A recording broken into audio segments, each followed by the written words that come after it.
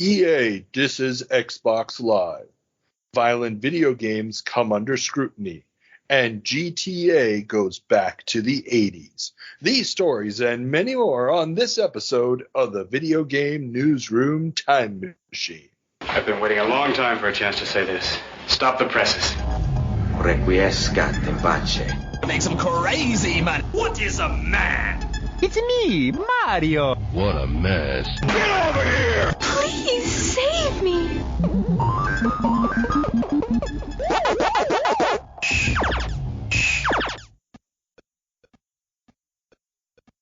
Welcome back to the Video Game Newsroom Time Machine, the show where we travel back in time to find out what was making headlines in the home computer and video game industries of yesteryear.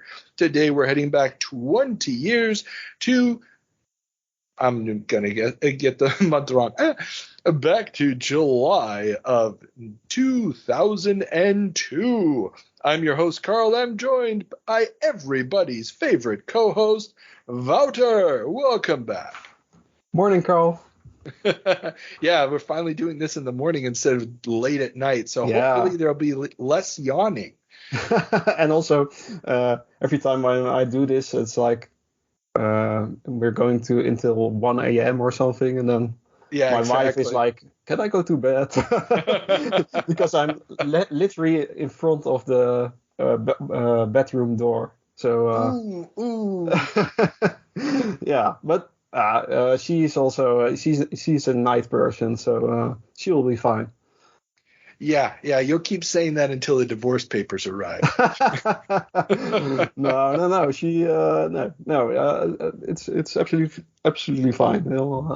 She will survive. Yeah, keep telling yourself that. So, but you've been doing a lot of sitting in front of the computer and playing. You've been doing some streams, right? Right, yeah. Last week I did a charity stream for the Polymedia network. That's also a podcast station. They make a lot of nice podcasts as well. And they had a 24-hour charity stream for the International Rescue Committee. And I played some Quake during the hours when America was sleeping. They really needed me to do that, because or else they had to stay up all night. And it was really big success. I played a lot of maps which weren't released yet. I asked all kind of Quake mappers to submit maps for so I can play it through. And I use that as goals. So if somebody donates 50, I play another new Quake map which isn't released yet. And it was really fun to do. So I'll probably start streaming more. Now I'm set up. And normally I don't do it, but yesterday I also tried to play some Duke Nukem, and I actually had 3 people watching, so that's quite good. So I had a lot of fun with it. Very cool. Tell you what, everybody, I'm going to put the links to all of that, to the previous streams, and so you can check out the schedule for new streams in the show notes. So please check that out. And let's see, maybe this is your new career path. You didn't even know it yet. I don't know if I'm not like it's pretty intense. Like the streamers have to like do that every day, all day, to make any money out of it, and you have to be really sharp and entertaining all the time. And like after 2 hours playing, I'm really done for. I'm really tired because you're talking all the time to yourself. There is a chat, but it's really weird to talk to a chat. It's really hard to get used to, but I'll live and learn. Yeah, you'll get it. You'll get it. Talking to yourself is perfectly sane behavior. Okay. Yeah. I'll remember that. Okay, so everybody, now that the obligatory banter section is over, we're going to start getting into the meat of the episode, and we have quite a few stories to cover today. Now, Just the typical disclaimers. Remember, you can always check all the show notes in the show notes, links to everything that we're talking about. Also, remember that when we're talking about July of 2002, we're using publications dated July 2002. So obviously the news always happened at some point before that.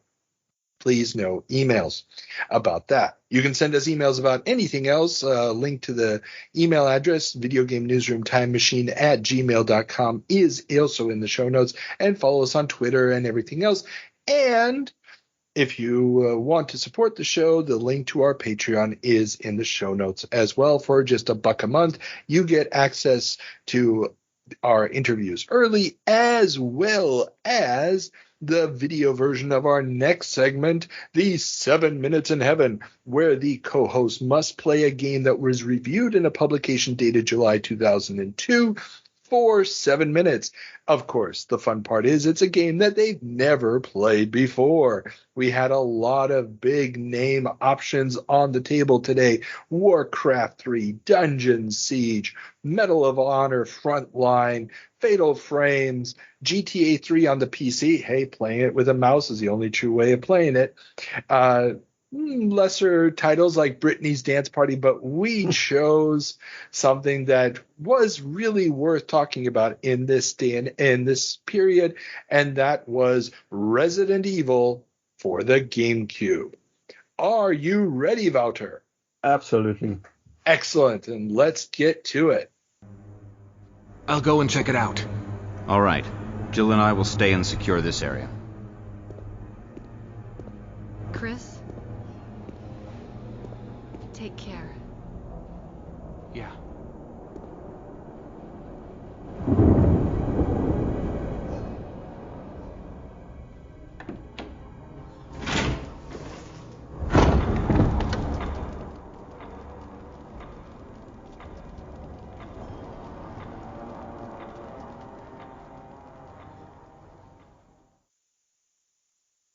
Welcome back from your 7 Minutes in Heaven, Wouter. So, based on your experience with the game, how would you describe Resident Evil to the uninitiated?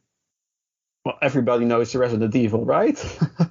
But I think Resident Evil is one of the most famous survival horror games. Maybe one of the first survival horror games. Not start that argument with me. Yeah, no, we played the 3D monster maze. That was the first, but I think this is the first which called itself survival horror. And that's a good question. I don't even know if survival horror. I don't know if that term actually came from them. I'd have to look that up again, but. It is the one that popularized it. It's definitely the one that popularized the genre. So what you do is, for what I've seen, is that you're entering a sort of haunted mansion, and you walk around as a character with the famous tank controls. So that's not the same as you're used to nowadays, like Mario or something. You walk around, but when you walk to the left, or when you press left, then the character turns left. And when you press forward, then he walks forward. So it's really awkward when you walk like that. But yeah, it's just something you get used to. And I think this is the remake of the first game. Yes. And I think they try to fix it a little bit. But it's still a lot of awkward controls. And if you watch my video, you'll see me laughing out loud because I'm zigzagging through rooms and trying not to bump into walls and stuff like that. And what I've played, it feels like a sort of action adventure game. You have to search cupboards for stuff, and you have to find doors or keys to open them, and occasionally you meet an angry zombie you have to fight off, and so the adventure starts there. And yeah, It's supposed to be scary, but I think I laughed more because of the weird controls than I was really scared. But there was definitely a scream out of me when when a zombie followed me and I had to walk out of the room with the awkward controls. Less fright and more frustration, I'm guessing. Yes. No. It didn't feel that frustrating, but it's just more like funny.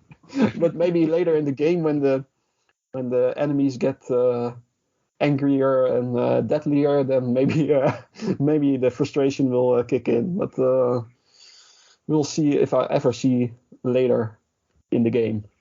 Gotcha. Yeah, and this game reviewed really, really well. And a lot of people, I mean, the Resident Evil franchise is really at a peak. You have to remember this coming out the same time as the Resident Evil movie is still playing in movie theaters. The PlayStation version of the games have gone over really, really well. There was a Dreamcast game as well. So the Resident Evil franchise is huge. It's got a ton of fans.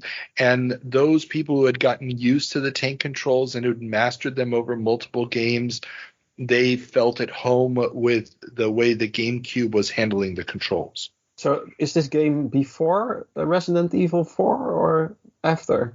That is an excellent question. I would have to look up what order they appeared in. I feel it's before, but because Resident Evil 4 has like normal controls. But it's possible. Let me see. Resident Evil 4. I'm typing that in. What system was that on? Oh, yeah, that was GameCube. Yeah, no, this is way before that. Because so that I comes played out Resident in 2005. Evil 4. That's 3 years later. Oh, really? Wow. Yeah. No. So they figure out normal controls at Resident Evil 4, which I did play. It's also Resident Evil 4 is more like it's a way different game, I feel, because of the controls. Maybe it's more action oriented. Yeah, Resident Evil 4 uses real-time graphics for the backgrounds. Yeah, and this uses just static images as backgrounds, which look nice. And also, yes and no. I mean, the major problem here is that they look nice, but they encumber your ability to move through the world. Yes, that's true. But like the early PlayStation 1 games, which did that, like, for example, Final Fantasy VII did that as well, I think. Yeah. The models were too low polygon to blend into the high detailed backgrounds for me.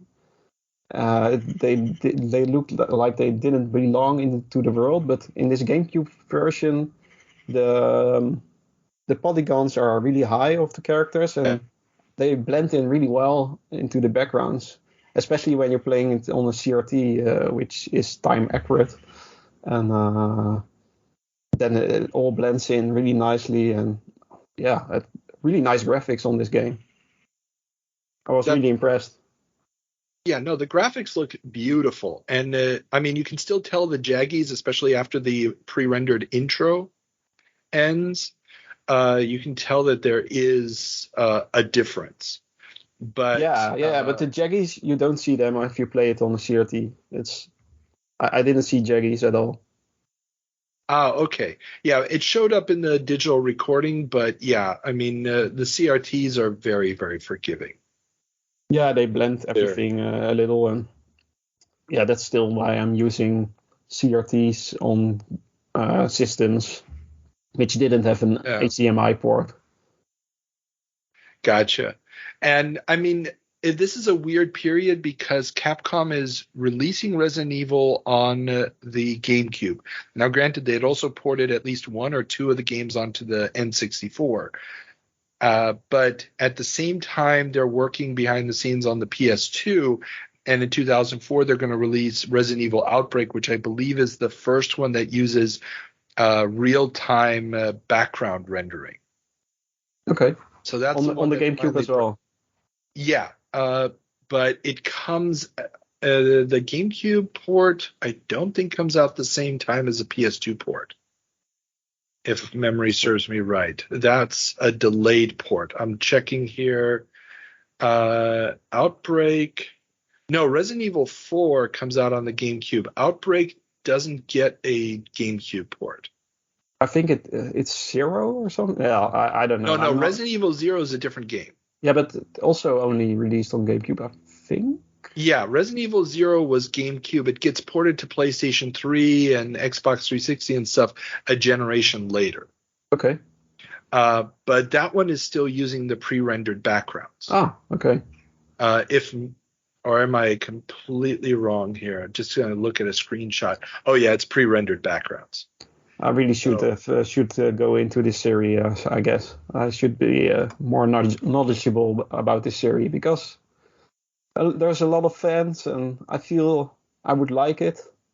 Yeah. Especially after this 7 minutes, I thought, nice atmosphere. Wait, I have to correct myself. There is one game, or actually is there two, the light gun Resident Evil games used real-time backgrounds. Okay. Less said about them, the better. So Ethan can scratch his notes now. Let's not talk those. Yeah, let's not talk about the light gun games. They're not really good, but they are using real-time backgrounds. Okay. So. Well, I'll have to dive into this series.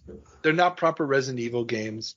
Just like Resident Evil Gaiden isn't really... It's a Resident Evil game, but only in name. That's the Game Boy Color. Yeah, the Game Boy Color version, yeah. Yeah. It's really rare to find. It's hard. I think it's a really expensive game now. Oh, yeah. Yeah, that one didn't get published in large quantities. I mean, it came out 2001, so...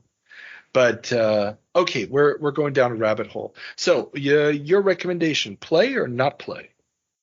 Yeah, if you can handle the tank controls, absolutely play. From what I've seen, it has a really nice atmosphere. You can feel the tension as well. Nice music. I have no complaints at all. Awesome. Okay, then you've heard it here first. Go out and play a game that came out 20 years ago. And Quake. Play Quake. Play Quake. I'll always play Quake. Quake is always good. We like Quake. Okay, that leaves only one more place to go before we turn on the time machine and head back to July of 2002, and that is to check in with our good friend Ethan for the Department of Corrections. Hello, this is a prepaid collect call from the Department of Corrections. This call is subject to recording and monitoring. To accept charges, press 1. You may start the conversation now. Welcome back, Ethan. So, before we can find out what I got wrong in June of 1992, we have... I forget who was the host on this thing. I can't remember. I did not write a comment. I was too engrossed with my other corrections. Let me check and see. I gotta check. You don't even remember! You don't remember, Carl! I have to check the game. Because the game will tell me who it was. It was Chris. Okay. Chris. And the game was Going Ape Spit. Oh, the Toki, the Genesis version of Toki. Oh, yeah. I remember now. So, awesome. welcome, Chris. That's all I have to say. Now we get into the punching match. June 1992.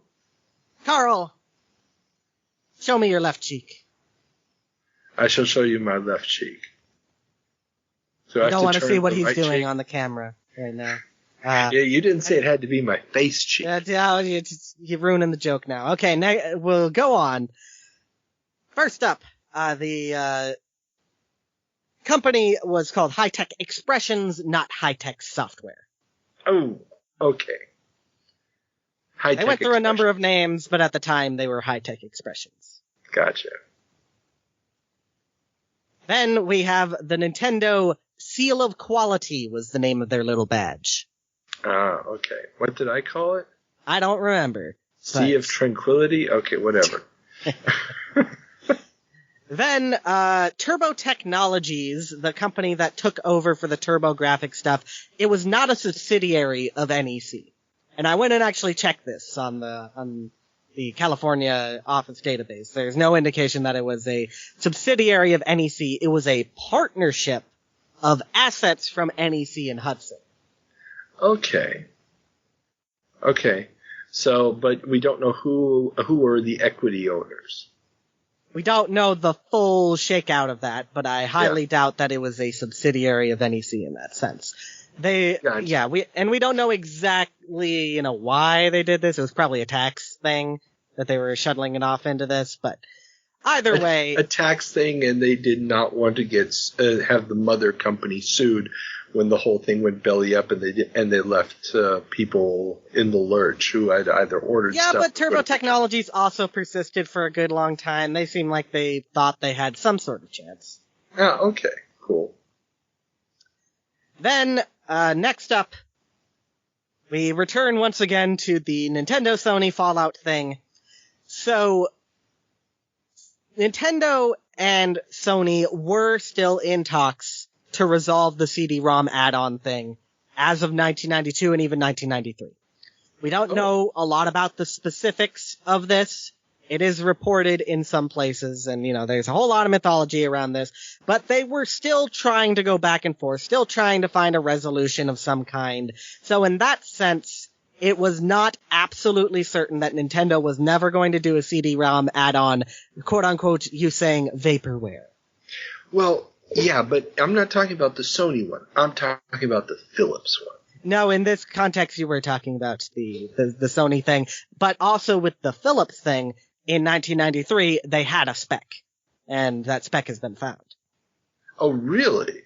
Yes. Did it involve all the extra chips and stuff? Yeah, I needed to go and look at it again. I remember we talked about this before. Yeah. I have not looked at it and seen specifically if they were going to do that. Yeah, because that, for me, what it feels like, it's like every time there's a little bit of buzz around the Mega CD or whatever, they just keep coming out with a bigger, better spec sheet. And, I'd love to know just how close they got and how much of the promises they were making were realistic. I think you're saying that Nintendo's playing 4D chess, and yeah, I don't think that's true. Okay. Cool. I'd love to see that spec sheet. If you can get me a link to it, I'd love to see that. I'll have to dig it up somewhere. I know Chris Kohler has it, so. Oh, okay, cool.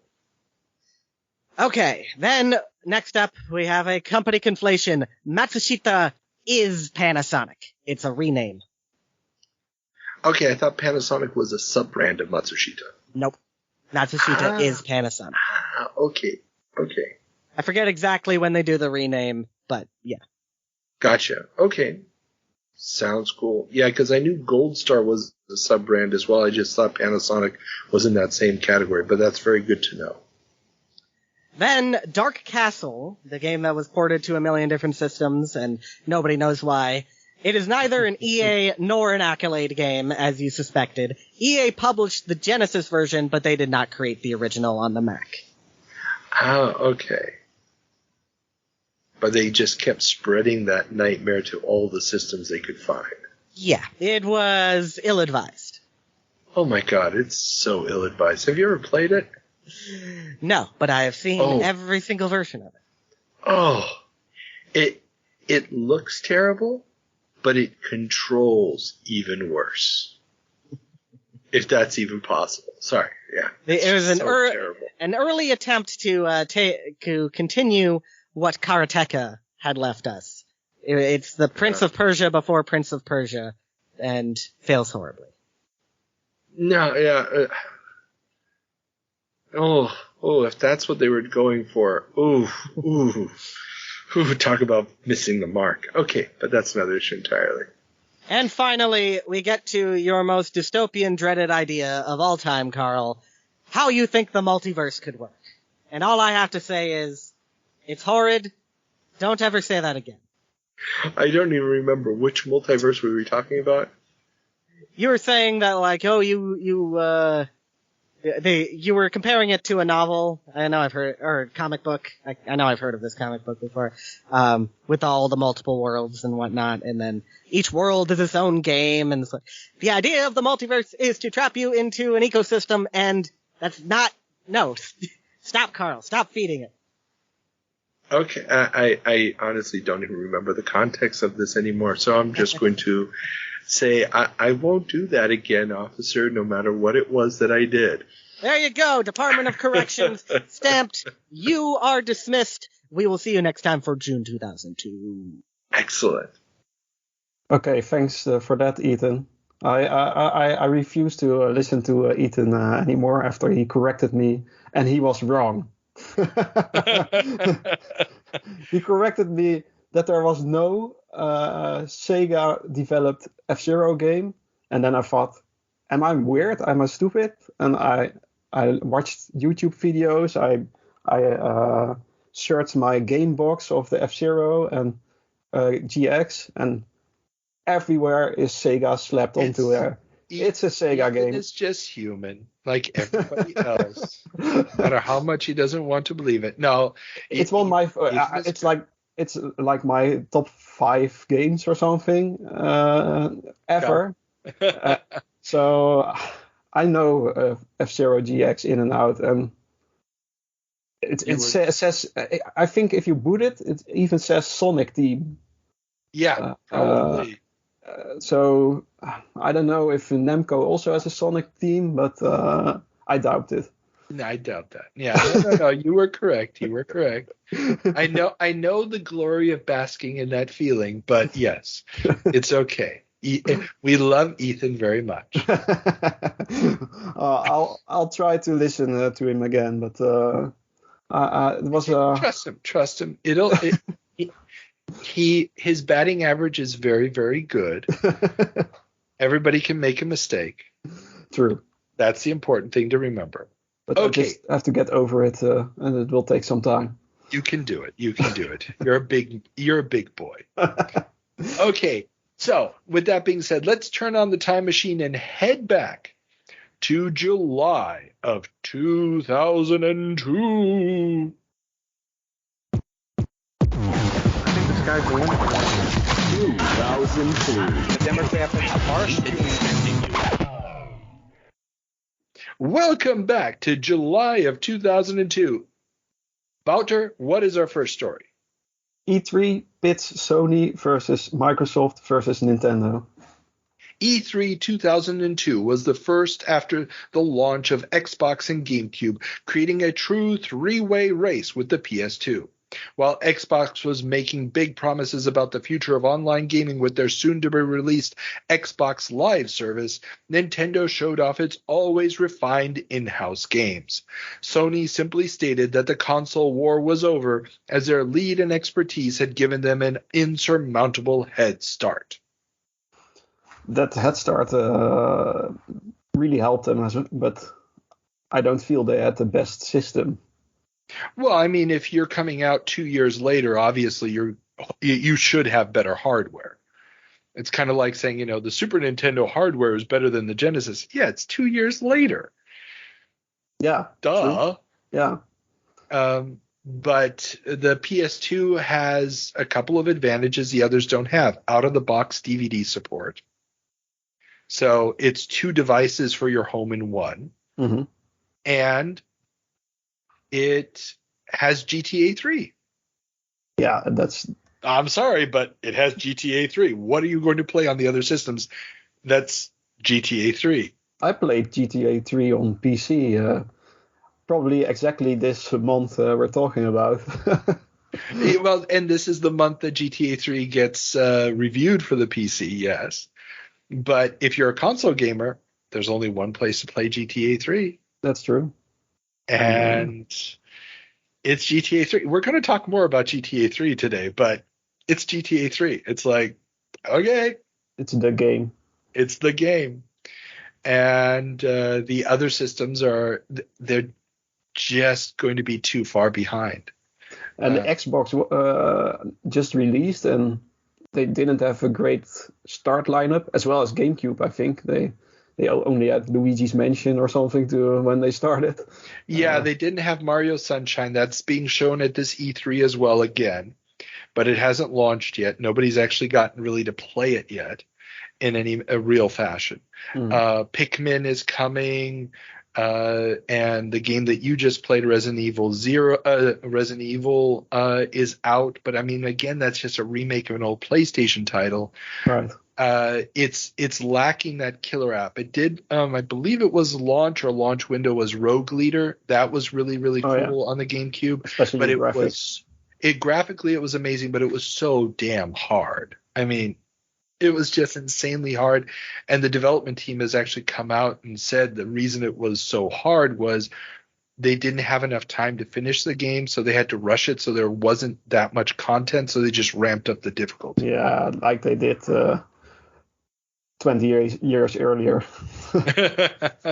on games. You're thinking Turrican and stuff. Yeah. It's Factor 5. They kind of Castlevania. Castlevania is another one, but not from them. But yeah, but it's this three-way race, and it's very interesting to read the articles coming out in the magazines, because it really is three different approaches. Xbox's killer app is Halo, and online, because it's a first-person shooter, which is not yet common on the consoles. It's got 4 players split screen, which, I mean, that was the killer app for the N64 was GoldenEye. Yeah.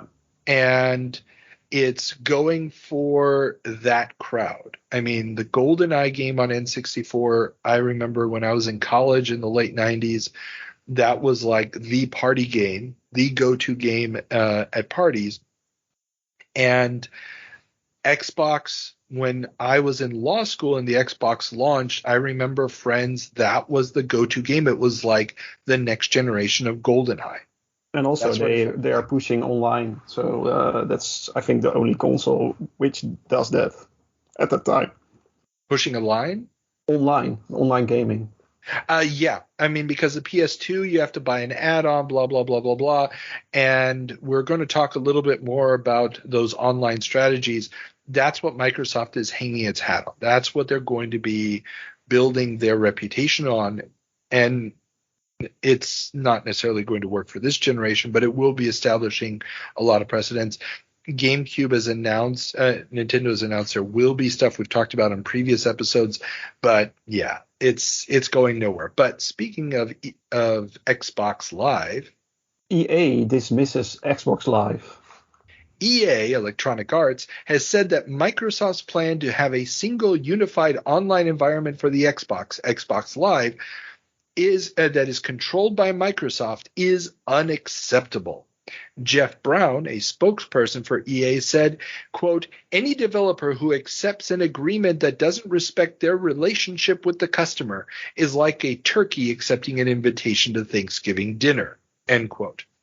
EA has announced ahead of E3 that they will be adding online functionality to the PS2 version of Madden, but have no plans to add functionality to games not on the PS2, as Sony is allowing each publisher to build their own online services and business models. Yeah, that's interesting, because I don't think they had the right view of Xbox Live, because I think you would have... You should have seen Xbox Live more like middleware, I think, because when games were running on Xbox Live, they worked. And if I remember correctly, the multiplayer on PS2 wasn't that great. Well, you have to remember, the multiplayer on PS2 is going to be every publisher doing their own thing. So there's no standardization. So jumping between services is very difficult, et cetera, et cetera. The other problem here is also that EA, as we've talked about previously in other episodes, they're having some major financial problems because of EA.com. That was their big entry into the .com business. Yeah. And so remember, if you're paying a flat fee to Xbox Live, they're redistributing some of that to the individual publishers, but the publishers are not collecting that monthly fee, which is what EA's business model is hoping for. So they more see like they wanted to have an Xbox Live like service themselves, but they're still sour. They're still sour of their service not getting from the ground probably. Well, and this was the problem with EA.com. EA.com was supposed to do that, right? But it was supposed to be one flat fee. You can play all the EA games. The problem is that the games in question were so diverse that there was very little overlap between the gamers. And the biggest game that they already had online, which was Ultima Online, was not included. Because it would have required them to restructure the entire payment thing, to take the Ultima Online user database and merge it with the EA.com database, and it would have just been a nightmare for them. And they were afraid of losing people on UO, especially since UO had very, very different overhead costs. So because you had to have moderators and all this other stuff that a lot of the other games didn't need. I mean, if you just had people in a racing game against one another, you didn't have to have world moderators like you do in an MMO. Right. And so EA is basically having sour grapes. They're still trying to salvage their online strategy at this point, even though it's clear from a financial standpoint, it's dead. Dead as dog meat. And basically they're just hoping that they can now move to console and have this, what they're calling relationship with the client, aka client pays us money every month, instead of going through a relationship that the client has with the console manufacturer. The only relationship EA knows about probably is people giving their money. It's a corporation. Remember, corporations exist solely to make money. That's why they act like psychopaths. Quite literally, you cannot have an emotional attachment if your only purpose is to generate money. And that's still true today of EA with their stupid gambling in FIFA games and stuff. Well, let's face it. All I'm going to say is NFT. Okay, now let's move on to other news. E3 is all 3D. A ton of new games were shown off at E3. While little news flowed, one big trend in the PC world was games, targeting the biggest and baddest hardware imaginable. Doom 3 and Deus Ex 2 were prime examples of this, with many magazines this month wondering what kind of graphic card upgrades would be necessary to actually play the games as shown off at the show. I remember back, I think I tried to run Doom 3. There was like a leaked version of Doom 3 around that time. Yeah. It wasn't released yet, but you could already download a leaked version. Not legal. Of course, you didn't do something like that. And of course, I tried to run that on my PC back in the day, and it looked horrible. It ran, but it you doesn't look like everything. Yeah, like textures didn't have any details anymore. They're just like flat shaded textures, and it looked really freaky. But it ran, and I played it. And but yeah, I definitely needed a new PC to play something like that in the future.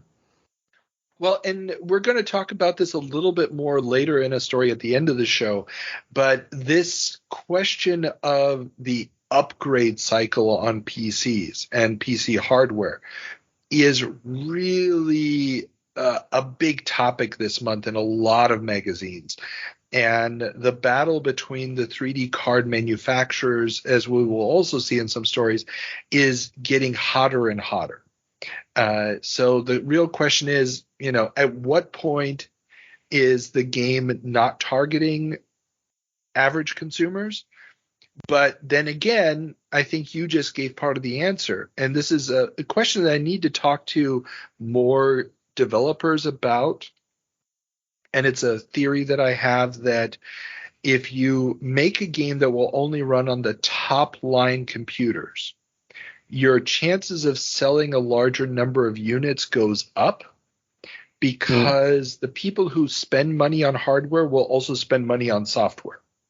Whereas because you want to play that graphically insane game. If you just bought a new GPU, you want to see it running. But you could try to pirate it. But the people who have the money to buy the new GPU also have the money to buy the software. Right. Yeah.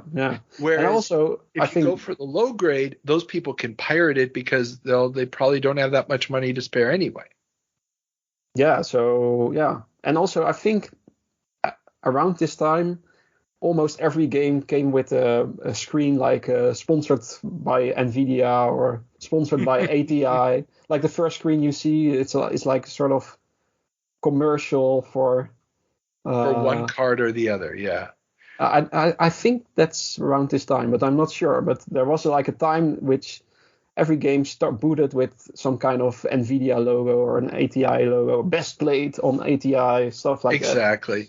Well, and this is one of the things, again, we'll talk about it in a couple of stories. We need to finish the E3 stuff, but we will talk about all these new features that are popping up on the cards. And it's very reminiscent of something that we'll actually talk about next week on our 40-year jump, or next episode on the 40-year jump. A similar issue was happening 20 years before this with computers. But it's basically every card manufacturers trying to outdo the other with some new feature that their card does. The APIs are having a harder and harder time keeping up with it. DirectX is going through a whole bunch of issues with this as well. It's a time of, wow, look at all the stuff we can do, but the question remains, what does it really shake out to for the average gamer? And what is the cost of staying in PC gaming versus moving to a console? Because, of course, Doom 3 will also appear on the Xbox. Right. So, yeah. Okay, let's continue on to the next story. LucasArts announces Full Throttle 2. The almost extinct point-and-click adventure genre got a shot in the arm at E3 when LucasArts announced Full Throttle 2 for PC and console. The game, together with Sam & Max 2, would never get released as the market for such games continued to deteriorate. Are these supposed to be 3D games as well? Because yes. I remember Grim Fandango and I think... Monkey Island 3 is also... no, Monkey Island 4. 4. Escape from Monkey Island. Those were 3D and super awkward. Also tank controls, if I remember. They were 3D, but with pre-rendered backgrounds. Yeah, just like Resident Evil. Exactly. Only it made sense there because it wasn't real-time action. But here they are talking about full 3D. At least that's the idea the impression I get. They were just showing pre-rendered trailers at the convention, but neither game is going to actually make it to market. I wonder if there are still prototypes of that stuff floating around. There you can see a lot of the images, trailers, but I don't know if the games actually got that far. I remember reading, and I think we even linked to it when we talked about the Sam & Max sequel several months ago. I linked in the show notes there to a bunch of notes, sketches, and stuff that were designed for that Sam & Max game, where it had Sam & Max going to like this space station and. So is that they also made Telltale Games made the Sam & Max follow-up in 3D? Yeah, later on. Completely different. It's also with space, if I remember. Well, that's the one where they also go to hell, and there's a bunch of stuff there. I quite like those. Yeah, no, the Telltale ones I enjoyed the heck out of. I also played back in the day. But no, those are very different game designs. Okay. Very, very different. Interesting. Well, yeah, I'll look that up. Some screenshots. I want to see those. It's unfortunate that somehow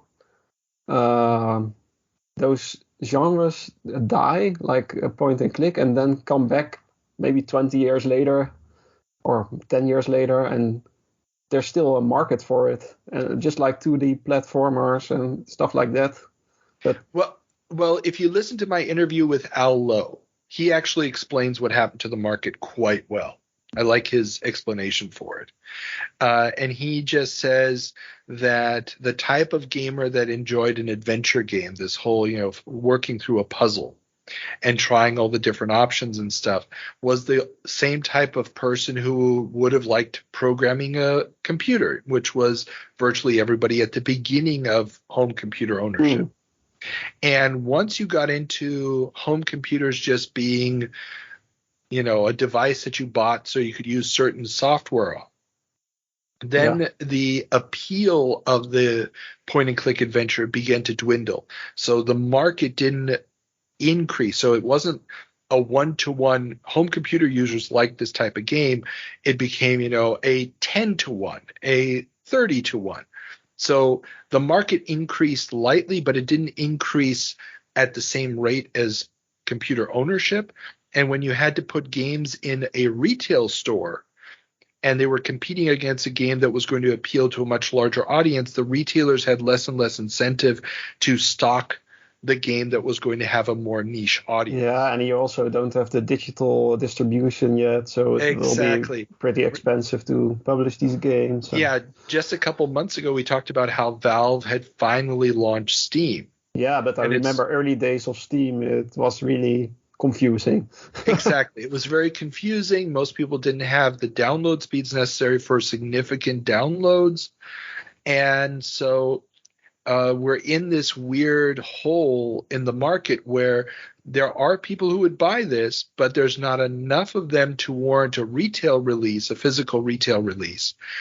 And those would be like $40 or something to release those. Exactly. And now if you buy a point-and-click adventure, it's maybe 10 or 15 exactly digitally. And I played both the Salmon Max and Monkey Island Telltale games on my phone. Yeah. That's how I played those. Oh, really? Wow. Yeah. I played them on my iPhone. And they were great experiences on the iPhone. You just clicked on where you wanted to go, blah, blah, blah, blah, blah. And it was pure digital distribution. And it was cheap. And it hit the mark just the way it needed to hit the mark. So it wasn't something that was going to really be viable at retail. I mean, I also bought Escape from Monkey Island as a box copy back in the day, thinking that I'm really supporting them. But the problem was it was just a dwindling market. And the online distribution allowed that relatively large audience that wasn't big enough to support physical retail to support the development of new adventure games as we're seeing today. Funny, because I bought the Telltale's Simon Max Season 1 physically. Yeah, but I think that was more of a European thing. You have to remember, in Europe, physical I think it was games, special edition or something. It was still that was I remember 7 years ago when I moved back to Germany, and I walked into a big box electronics store and just seeing hundreds and hundreds of box games and seeing Monkey Island Special Edition 1 and 2 in a box copy, and I was just like, what? Because I hadn't seen box retail games in the US forever for PC. That's interesting, because at that time I remember going to like electronic stores where you could find boxed copies of PC games and just looked at the boxes. Maybe I was a little bit younger, but I just looked at the boxes and on the back of the boxes and the screenshots and the text, and it was like, as a kid, it was like a little adventure to the electronics store, just looking at the boxes, what they had, and not even buying something, just like a museum, just watching. And I can't remember having a magazine. Maybe later on there was magazines, Dutch magazines about gaming. The Power Unlimited is really a famous example in the Netherlands. But it was also a way to find out what games were out there for me. Just definitely. Looking at the boxes in the stores. Oh, I used to go down to the mall and just check out all the different software stores one after the other just to see what was on the shelf, check out what was on different systems. I mean, that very quickly dwindled in the US. I mean, if you go nowadays to a electronics boutique, or GameStop as it's called in the US, I mean, if they have PC software, it's just a tiny little sliver of a section in the back, and then it'll have all the console games, that even those are harder and harder to get just because so much of the stuff is digital nowadays. Yeah. But, okay. One more thing. I remembered the console games were in toy stores, and the PC games were in electronic stores in the Netherlands. So you go to where you can buy PCs and buy TVs and even washing machines and stuff. There were PC games, and at toy stores you could buy console games. I don't know if it's different for the US, but in the US, you used to be able to get a lot of PC software in those big box stores, but as well as consoles. Consoles were big in those too. Oh, okay. The dedicated computer stores, those were kind of dead by the early 90s. They had been replaced in large part by those box retail stores.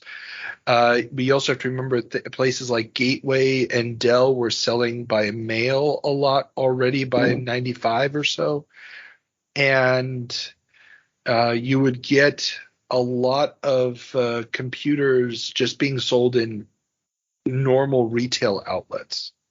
Okay. So, I mean, my first computer, the Commodore 64 that we bought probably January or February of 85 in a Fred Meyer store. Fred Meyer's is a store that has like a big grocery section, and then, you know, everything imaginable, your garden tools, your toys, books, whatever, you know, it's like an everything store. An everything store. And they had an extra little section that was just like a little miniature computer store where you could buy a Commodore 64 or whatever other computers were popular at the time.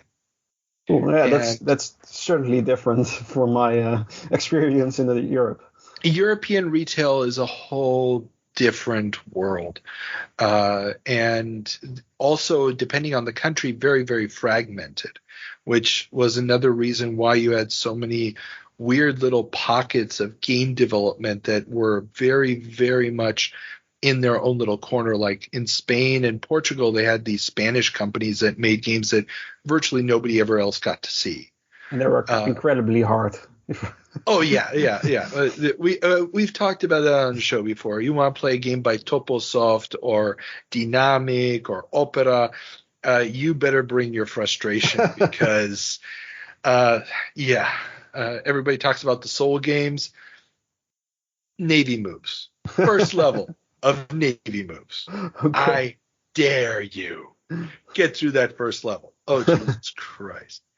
I don't know how many hours I spent on it. I think I made it to the second level like 4 times and then immediately died on the second level because forget about it.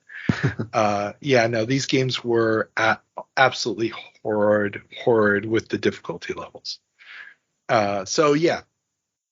All I'm saying is that the retail markets are very weird, but at the same time, if you're going to put something in a physical retail spot and take up physical retail space, you better have a large enough customer base, and you better not have too many other products that are going to sell much better than you.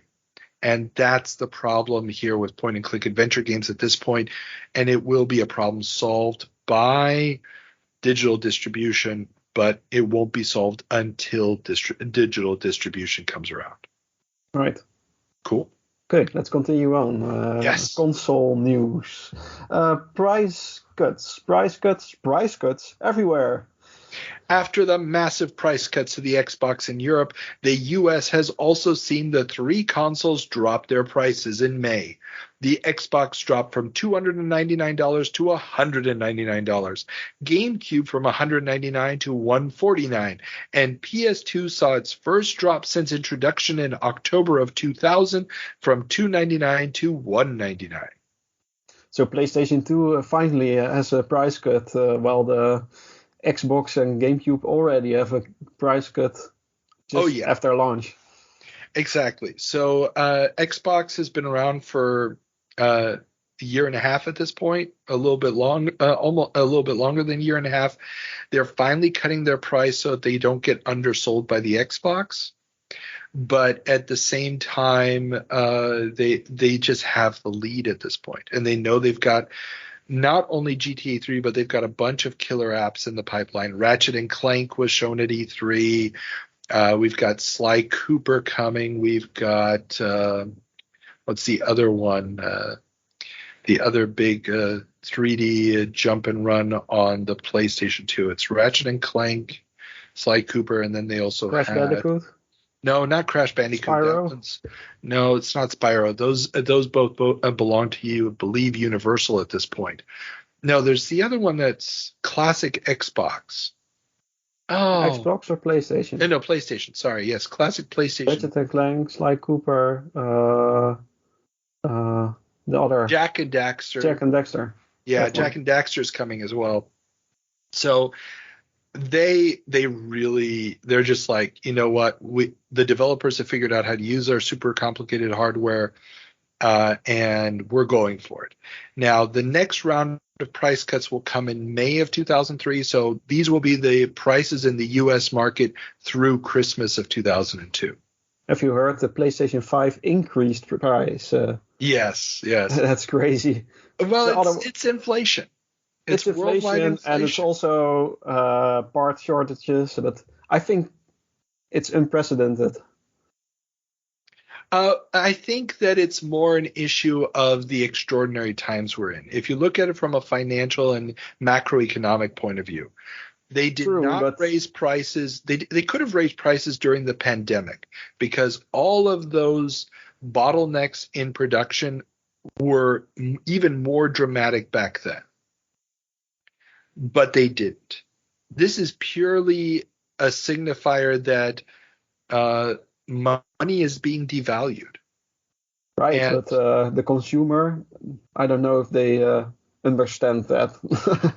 The consumer at this point sees everything going up in price, and this is important, consumers notice inflation in the realm of things that they buy again and again. This is why people always notice inflation in restaurants and grocery stores, because you're buying milk every couple of days or every week.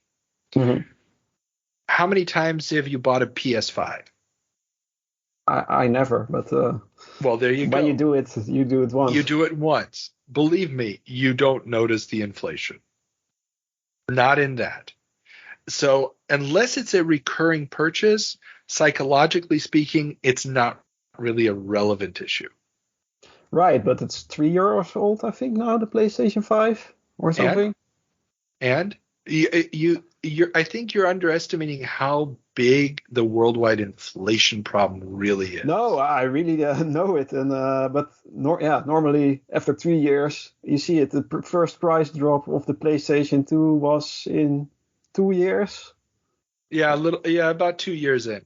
And now they're raising prices, so it's a bit different than every other console generation. This has never happened before. This is true. This is, as far as I can tell, unprecedented, but it has nothing to do with the console market. It has more to do with the simple fact everybody's raising their prices on everything. And you also have to remember that with those price rises, there are also things like employees are getting paid more, both at the retail level a low and price spiral.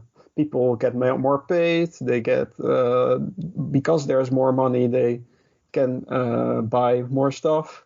Well, And, we can get into a long we can discussion increase there. prices and Well, that's the macroeconomic textbook version. The reality is far more complicated because True. the wages are a relative. So anything that can be traded on the futures market is getting, the speculation is everything's going to get more expensive. There's going to be less of certain things. Food we see through the Ukraine war and stuff. And yes, Russia, it's a war. Sorry, just had to get that out there.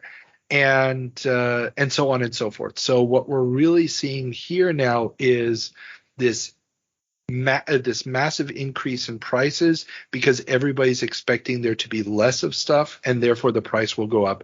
Yes, wages are contributing a relatively small fraction to that, not insignificant, but a relatively small fraction. It's really this speculation. Everything is going to be scarce in the future. That's unfortunate. So be careful with your expanding. And as you've already taught us, after 3 days you can't smell yourself anymore. So soap, a good place to start saving. and toilet paper. Okay, let's continue on. Oh, didn't have to go there, dude. Okay, let's move on. Microsoft and Nvidia enter arbitration. Microsoft isn't happy with the price it's paying Nvidia for the graphic chips it uses in the Xbox. The dispute has now gone to arbitration, with Nvidia booking a $13 million shortfall, representing the difference in what Microsoft is paying and what they would like to pay. So Nvidia, their graphic chips, they undersell it to Xbox, or? No. So Microsoft had agreed a price with Nvidia for the chips. Now, whether or not the price was somehow connected to the retail price of the Xbox, or to sales estimates, or to demand estimates for the chips, we don't know. That's all internal politics. But the fact that they've gone to arbitration, which means that they're going to have a third party try to help them negotiate a deal, means that it is a serious conflict. And Nvidia, because it is a publicly traded company, has now moved $13 million into, I believe the phrase that they used was deferred revenue. And so that's a technical term in accounting, which means we're supposed to be paid this money, but we haven't been paid this money. So for right now, it goes into our books as a liability. So Microsoft, in theory, owes them, according to them, $13 million. And Microsoft is trying to argue that some aspect of their contract allows them to pay them less per chip than they originally had agreed to. It's an interesting relationship between these two companies, because if Nvidia gets really angry about it, then Microsoft can't make Xboxes anymore, and if Xbox, so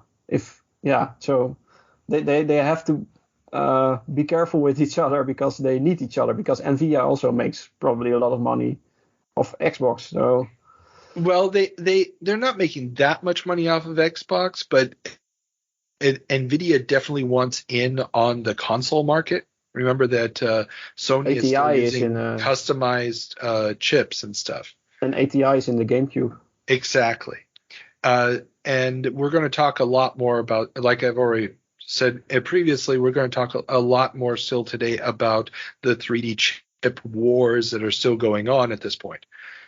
And so they don't want to be out of this game.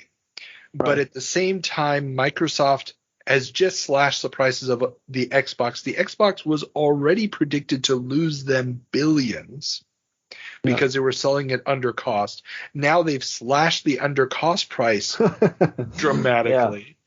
So those losses are mounting. So Microsoft is apparently trying to put pressure on one of its suppliers to work this out. And also remember, NVIDIA needs Microsoft's cooperation because Microsoft controls DirectX. So, if Microsoft doesn't cooperate with NVIDIA properly, then maybe there'll be features on an NVIDIA chipset that don't get used by DirectX. If they don't get used by DirectX, then the chipset isn't really as powerful as it should be, and people can go with another chipset. There are very complicated relationships here, and it's in both parties' best interest to work out a deal that satisfies both parties so that they can keep growing their business. Right. Yeah. So, okay. Speaking of money, EA and Activision see massive revenue jumps. EA saw profits in the fourth quarter jump from a loss of $17.9 million in 2000 to a profit of $47.3 million in 2001, despite EA.com still posting a loss of $32.9 million. That just puts it in perspective what we were talking about with EA.com being a massive money suck. So they have a profit of $47.3 million despite a loss of $32.9 million in EA.com. So the profit was big. Yeah. Now, Activision has become only the second game publisher behind EA to break a $1 billion with a B in revenue, boosting last year's fourth quarter profit of $800,000 to $10.9 million in 2001, with the Xbox being their strongest platform. Spider-Man the movie also helped push those numbers. So that's a lot of money. Yeah, there's a lot of money in play here. There's a lot of profits coming in, but we talked also about how during the console transition from PSX and N64 to PS2 and GameCube and Xbox, that there was a major downturn. That was the theme of the last year or so. And now we're seeing new consoles on the market, lots of people buying new software to play on those new consoles, massive boost in money, which is also maybe one of the reasons why EA feels a little emboldened. They've got money coming in again. They're making money off the consoles. They don't necessarily want to share that with Microsoft for Xbox Gold. And in the article where we got these numbers from, it's a New York Times article, there's a great quote from John Riccitello, the president of Electronic Arts, where he says, quote, "The die has been cast in this generation, and we know Sony has won." Wow, that's a strong statement. It's a very strong statement. And, I mean, he's not wrong. PS2 wins this by a landslide. Yeah, but maybe it's also a sort of self-fulfilling prophecy, because I remember Electronic Arts wasn't that big on GameCube. I think they published like the FIFA games, but I think already they didn't pay a lot of attention to Nintendo consoles at that time. I'm not sure. They had supported the N64 a little bit early on. I mean, they had their sports franchises on there and stuff, but EA I don't think was happy with the cartridge model on the N64. And nobody was happy with the cartridge model. No. And the problem also for a lot of these publishers going into this generation is going to be the fact that you have three relatively different architectures on the three systems. Right. It's not going to be that easy, and we will talk about that again here in a few minutes. Porting games from one system to the other is not going to be that easy this time around. And do you know what are the biggest profits for around this time? Is that Call of Duty and the sports games, or? Call of Duty hasn't gone into a yearly mode yet. The games the models that we know today. Remember, there's also no downloadable content. So the DLC profit fest when the world was still in balance. When the world was still in balance, yes. Yes, when you went into the store and you bought your damn disc and then you sold it again after you finished the damn game. Those things haven't happened yet. You're not making money off of, bacon-wrapped rifle or anything like that. Sorry, bacon wrapped rifle is still for me the epitome of it all. Horse I love the right? idea. I so love the idea. Horse armor was the big thing. Yeah, but this is the problem right now. There's a lot of games using movie licenses. Movie licenses are back in vogue.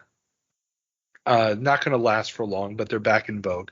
Like I said, PlayStation knows that they've got a whole bunch of platform mascot type characters that they're going to be able to turn into franchises coming down the pipeline. Mm. And that's going to be a huge, huge boon for them.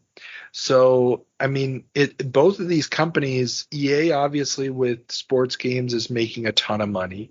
And maybe also James Bond. Did they also do that around at that time? Nightfire is getting previewed in some of the magazines this month. Right. And From Russia with Love is still coming. So they're going to make money off of those, but I don't think the James Bond games ever become the massive money makers. Remember, the problem with a licensed game is you still have to pay money to the license holder. Mm. Yeah. So even if you have the best license in the world, like Activision has with Spider-Man, you still don't get to keep all of that money. Whereas if you create a character that you own, you can keep making money off of that character without having to share the profits. Look at Spyro. Yeah. And then Spyro becomes what was it? Highlanders, Outlanders, whatever it was called. That stupid thing with the little figures. Skylanders. Skylanders, thank you. Skylanders, and you can build franchises off of those characters, just as Disney. They're still taking advantage of Mickey Mouse decades later. Yeah. So it's one of those things where, one second, I think it's a garbage truck. It's garbage day. There's a garbage truck outside. It's a news effect for the show. You can't hear it? Perfect. So, it's just one of those situations where owning the IP is very, very helpful. And both EA and Activision at this point are making money off of a lot of licensed goods. And so the question is going to be, who's going to make more money in the long run? And EA still has this problem. They've got, Need for Speed and stuff, but they're still so dependent on licensing. Even FIFA is. Well, and that's the thing. If every time they have to re-up their contract, the negotiations become this, walking on eggshell thing for the investors, because if they lose any one of those licenses, it's a huge, huge money loss for EA. Didn't they just lose FIFA? I think they lost part of the exclusivity. Okay. So they still have FIFA, but they lost part of the exclusivity or something. I don't know. We'll deal with it in 20 years when we come back around. I don't follow the modern news. I'm spending too much time in the past, reminiscing like the crudgy old man that I am. Okay, let's move on.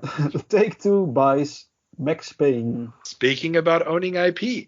In a deal worth approximately $34 million, $10 million in cash and the rest in Take-Two stock, publisher Take-Two has bought the IP rights to Max Payne from Remedy and Apogee.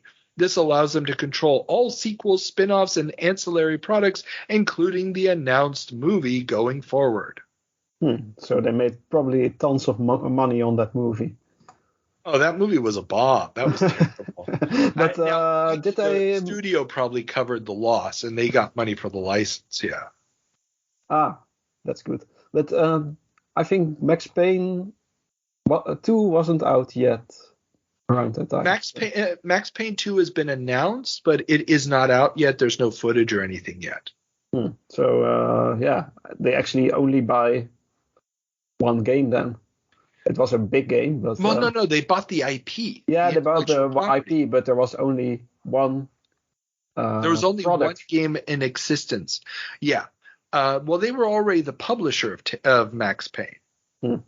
Okay. So they're the publisher of all three of the Max Payne games, and Remedy is still the developer of the games, but they own the intellectual property. So but Remedy can't make a Max Payne game for a different publisher. Yeah, but like 34 million is a lot of money for a promise of maybe a nice sequel, maybe a good movie, It's like one game, one product. Okay, no. You're looking at it differently. You're looking at it the wrong way. They're already the publisher of Max Payne 1. Yeah. But if Remedy, for example, messes up, like also this month we're getting at E3, they're showing off a lot of demo footage of Tomb Raider Angel of Darkness, and nobody's been able to play it yet. Nobody's been allowed to play it yet. And that game is going to completely tank. All right. That's the edgy Tomb Raider, right? Yeah, it's the one where after she died in Tomb Raider 4, I think it was, she's back and blah, blah, blah. It doesn't really matter. And you don't always play as her. And yeah. The problem here is that game was developed by Core Design. The IP, though, belonged to Eidos.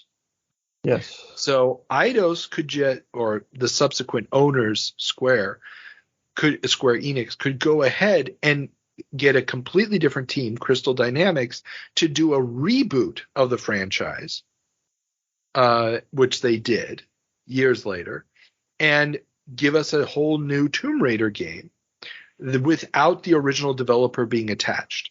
Sure, but Tomb Raider had already like 4 games. And, it was already a success. Games are worthless.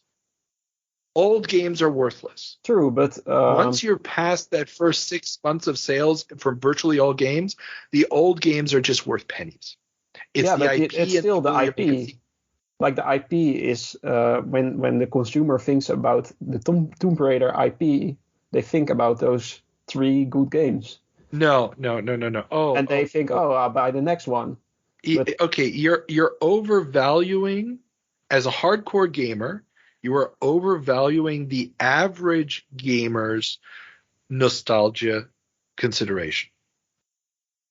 Okay? Not really? Yeah, but yeah. You're overvaluing it. So the average gamer is going to go in, yes, they have heard of Tomb Raider, yes, they may have played a Tomb Raider, but like you said, they're going to look at that box, they're going to look at demo footage, and then they're going to make a purchase decision. Okay? Yeah, but for example, if Max Payne 2, I don't know if it's a good or a bad game, but it's a great game. Okay, if Max Payne 2 was a horrible game, then half of the games within that IP, including the movie, so 2/3 of that IP are horrible. Yeah.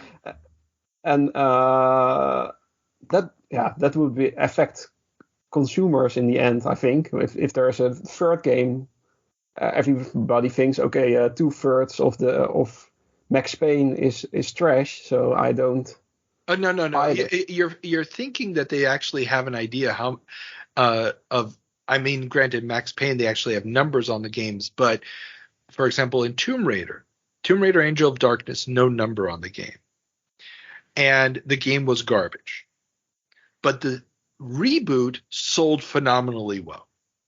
Yeah, okay, but then when the Angel of Darkness came out, it's like 1/5 of the franchise is garbage. Yeah, but nobody's thinking in those terms. Okay. Trust me. Like I said, as a hardcore gamer, you're thinking in those terms. It doesn't matter because the other 4 games are not currently on the shelf for me to buy. They're not available on my platform because Angel of Darkness will be a PS2 game. The other 4 were PS1 games. So they're not even a consideration for the gamer with a PS2. Okay. Well, so when I buy something, I look at the prequels and I think, let's see what they did. And you're going to be a completionist and start from the beginning and blah, blah, blah, blah, blah. Trust me, that is an extraordinarily uncommon practice for the vast majority of gamers, the ones that are going to generate those millions of sales. They're not thinking in those terms. Okay. And for them, and this is why, if Remedy produces a crap game, let's say Max Payne 2 turned out to be a shit game. And then you have the movie, which is also shit. But then Take-Two can still salvage the IP and take it to a different studio and make a different game. But as long as Remedy has rights to the game, Yeah, then they that doesn't work. Exactly. And that's the key here. You don't want the guy who originally was like the designer of Tomb Raider 1, he's not there for Tomb Raider 2, 3, or 4. He's only there for 1. And so you may have that key personnel that was decisive in making the franchise good or knew what the feel should be. If they leave, the studio may still have the same name, but it may not be able to produce the same product. And maybe when at this time they can still, when Max Payne 2 was a shit game, they could decide to not publish it. And that's also an option. They might be able to salvage, just say, okay, we're burying this one like Eidos should have done with Angel of Darkness. But as we've said on last couple months, Eidos is bleeding money. They desperately need this product to come out. And it doesn't matter how bad it really is. There's always a fool like me who buys a game decided on previous games. Exactly. And I mean, I've bought a lot of sequels in my time that weren't as good as the original. But, it's one of those situations where the reviews, which remember, we're now in the internet age. And this is something that in my conversation with Greg Fischbach, he said one of the things that killed Acclaim was the internet. Because in the old days, they could release a game that maybe wasn't that good, and you wouldn't know about it until after you bought the game. Whereas if the internet comes out and immediately reviews the game the same day, people who were going to go to the store 2 or 3 days after release to buy the game were now not going to go there anymore because they could get the reviews online. Yeah. The internet basically forced them to have to make better games. And, well, there's only so many people who know how to make good games out there, and their distribution is really going to be a factor. But, okay, let's move on from here because we still have a ton of stuff to cover today.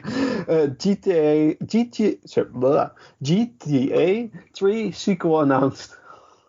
While the PC gaming mags are finally getting to review the PC port this month, the follow-up game, GTA Vice City, has just been announced. Set in a Miami-like city in the 80s, Rockstar has promised even more gameplay options in the new series entry.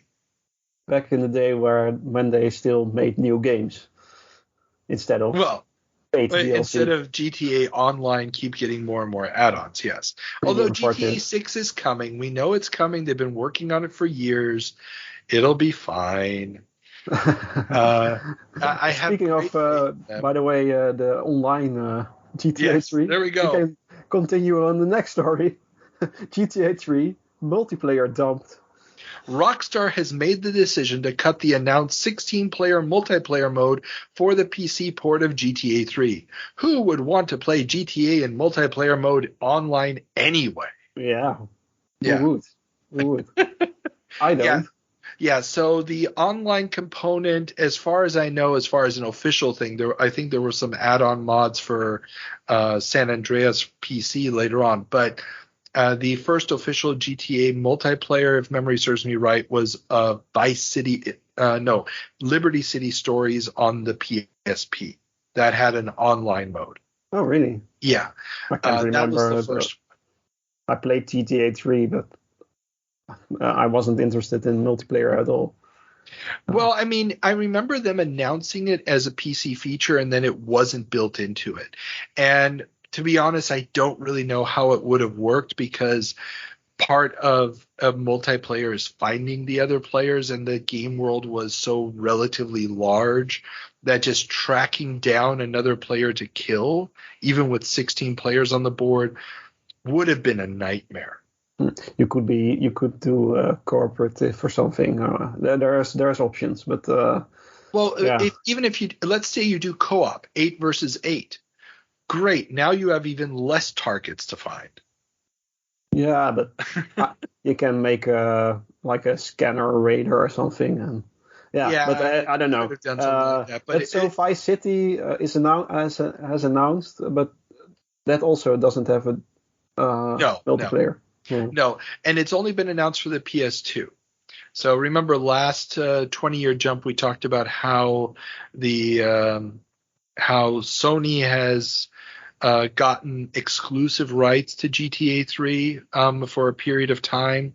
They will also have exclusive and console rights granted, PC versions. GTA 3 and GTA Vice City will get ported to the Xbox as a double pack, and San Andreas, I think, comes out simultaneously on both PS2 and Xbox. There might have been a slight delay. But yeah, so this is going to be the PS2 killer app series for a little bit at least. Yeah, I remember that vividly. But like I said before, I played GTA 3 on PC, and I always heard it was a bad port, but I had a lot of enjoyment back in the day. So I don't know. Hold that thought for one more.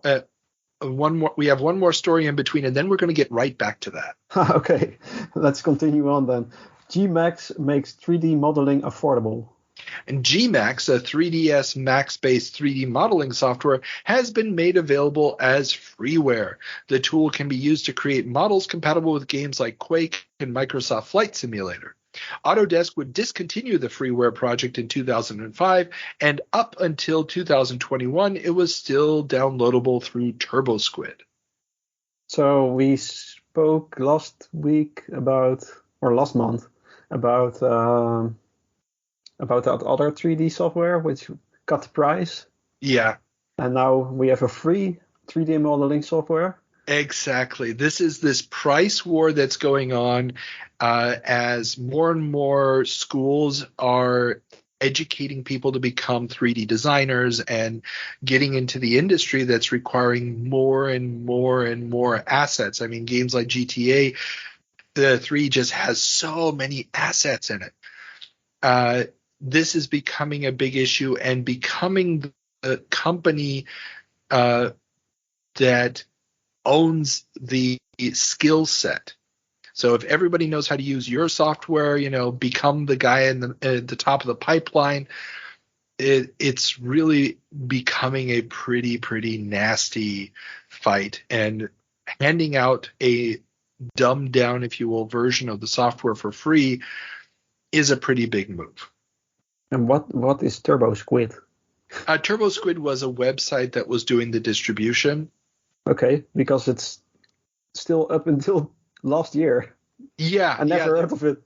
Yeah, I had never heard of it either, but then again, I mean, I'm not in the 3D modeling community type thing. Me neither. I did some 3D for printing, but exactly. That's the limit of my 3D modeling skills post 3D construction kit on the Amiga.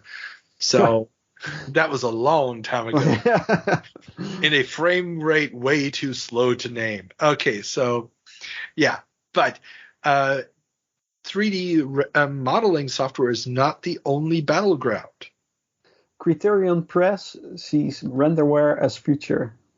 David Lauke, and I hope I'm pronouncing that right, president of Criterion, makers of middleware software renderware, sees the increasing budgets for game development and need to port to multiple systems as an unsustainable resource hog.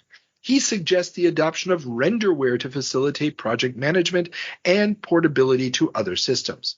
He may have a point, as GTA 3 was made using this software, but while its performance on PS2 is quite phenomenal, many PC gamers are not entirely happy with the frame rates. There we have it again. Exactly. I remember it was okay, but I don't know. Did it run on OpenGL or Direct 3D or something? I believe it was Direct 3D. So they suggest to replace DirectX with... No. This isn't about the API. This is about the game engine.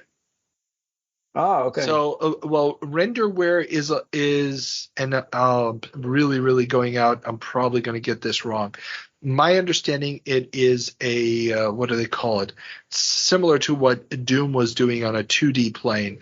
The sort of where to build the screen, it sends out a light pass to see what it hits.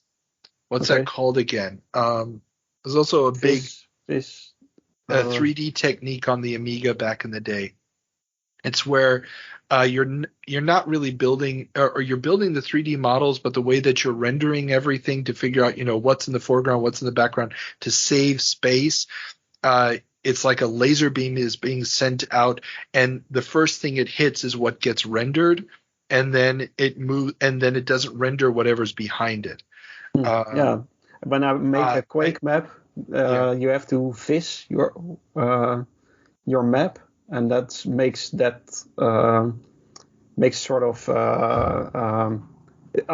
calculates what the player sees at what point in the exactly in the game. It's because if you rendered everything, you wouldn't have enough cycles to render everything. So you have to do this technique where it's basically just hitting the things that are visible and only rendering the things that are visible. Right. So it's that type of engine. There's a technical term for it, and I am blanking, and I'll remember it right after we're done recording, as per usual. So now, renderware works so well on the PS2 that it almost becomes the de facto standard for the system. It's like just, this is the way we're going to do it. Some call it PS2's DirectX because it's this interface for doing it. It's more than just the API. It's really, how do I interface my 3D models with the hardware? Oh, I guess that is the definition of an API, but oh well. Is it like Unreal Engine is now? Well, that's the thing. The Unreal Engine and later on more modern versions of things like Crysis Engine and so forth have all of this integrated into it. And what renderware could also do was output it to other systems. You have to remember that the PC architecture of the PS2 is so different from a standard Intel-based PC.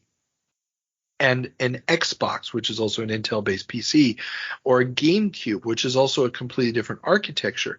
These are very, very different. It's not like nowadays where everything is a PC. Xbox Series, whatever it is, and PS5 are essentially just PC architectures, using very similar video chips, so that taking it from one platform to the other is very simple. It's more like Unity is nowadays, where you're doing it, but then you automatically get an executable for an iPhone, and an executable for an Android phone, and an executable for tablets, and an executable for the PC, and for the Mac, and whatever else you want. Yeah, I think Unreal Engine does that as well, the modern versions. Exactly, and because that is what makes that software so useful, and renderware is doing that at this point. And why did it run well on PC? Well, because it's not as optimized. I mean, any code that you're doing like this is not going to be as optimized as if you code it for that platform. From scratch, yeah. Of course. I mean, you're going to lose some of that, but his argument, and this is an article in Edge Magazine, is, yeah, okay, even if he doesn't say it, but even if you lose a couple of frames per second, the alternative to reprogram for each platform is not financially viable. And that's why some ports are horrible on some systems. Exactly. And remember, the PC is not selling the same number of units as the PS2. No. It's selling a small fraction. You were never going to get GTA 3 on the PC if they had to reprogram it. No. It was just never even going to be an option. But this is going to allow PS2 software to make the jump to the PC rather easily. And this is why we're going to get so many PS2 ports to the PC in the coming years, because renderware makes that porting so easy, even if the games don't really perform all that well. But within a year or two, the average PC is going to be so much faster that it doesn't really matter that much. Right. It's like one step before emulating it. Yeah. And now Criterion is not going to continue the renderware software forever. They get bought up by EA in 2007, and most of the non-EA companies are then going to abandon renderware because they're going to see it as helping EA, helping a competitor. But Criterion is also a software developer, a games developer. I remember that name. Yeah, and as an EA studio, they would continue to go on and develop a bunch of the Need for Speed games. Okay. So it's one of those things where they have this engine. It's doing really good things for the PS2, but doesn't really do much post PS2. Okay. Yeah. Okay. Let's continue on. Xbox gets hacked. The first commercially available mod chips for the Xbox are out. Extender and Enigma both require extensive soldering, 29 wires, to get working but bypass the region encoding and other security measures. Messiah, a maker of PS2 mod chips, has also announced an upcoming chip for Xbox that will only require 12 wires. The hope of many is that the PC-based nature of the hardware will allow the Xbox to become a cheap dev unit or just an all-around media entertainment center. And it just became that, I think. Oh, yeah, definitely. Now, you won't need these chips. I mean, the chips are going to get better and better and easier to apply as the years go by. But the soft modding, at least in the magazines, hasn't appeared yet. But the soft that's modding always is going the to be same the way. real way to go. I think the Wii was the same, that it was first modded with a chip and then soft modded. And with every system, that's always first a chip and then soft mod. Although I think the Switch first got the soft mod, and now they fixed that and with newer versions, and now you have to solder in a chip when you want to hack it. Well, which and we all don't do, of course. Well, you also have to remember, we're still at the period of time where the idea of updating the firmware or the OS in a console is not an option. Yeah, but the Switch updated their hardware to fix it. Oh yeah, well, and we've talked in our 30-year jumps how Sega was doing that and ended up in a big lawsuit with Accolade, where they made a new version of the Genesis where if you use an Accolade or unlicensed cartridge, it would say under license by Sega built in, and they were like, but our game isn't under license. You gave people the wrong impression. It became a whole big mess. But yeah, so the Xbox is getting hacked. It's going to become one of the most hacked consoles out there. Did they ever try to fight these? I don't know of any lawsuits. We may see some lawsuits by Microsoft against them. And I don't know of any hardware changes that would have done this. I mean, remember, the Xbox is not going to be on the market for that long. That's true. It's going to be replaced by the 360 relatively soon. So it's only going to be on the market for a couple of years. I'm sure that there were some hardware revisions, as there always are with consoles. They're constantly making little revisions so that they can reduce cost. But this is something where, as far as I know, the software hacking options were there for the entire run of the machine. Yeah, and it's also Xbox is selling these units at a loss, and they can't also sell software anymore because people are hacking the system. So that's not good for them, I guess. It's not good for them. I mean, it sells a few extra units, but they remember, sell them at loss. Microsoft is just trying to get their foot in the door.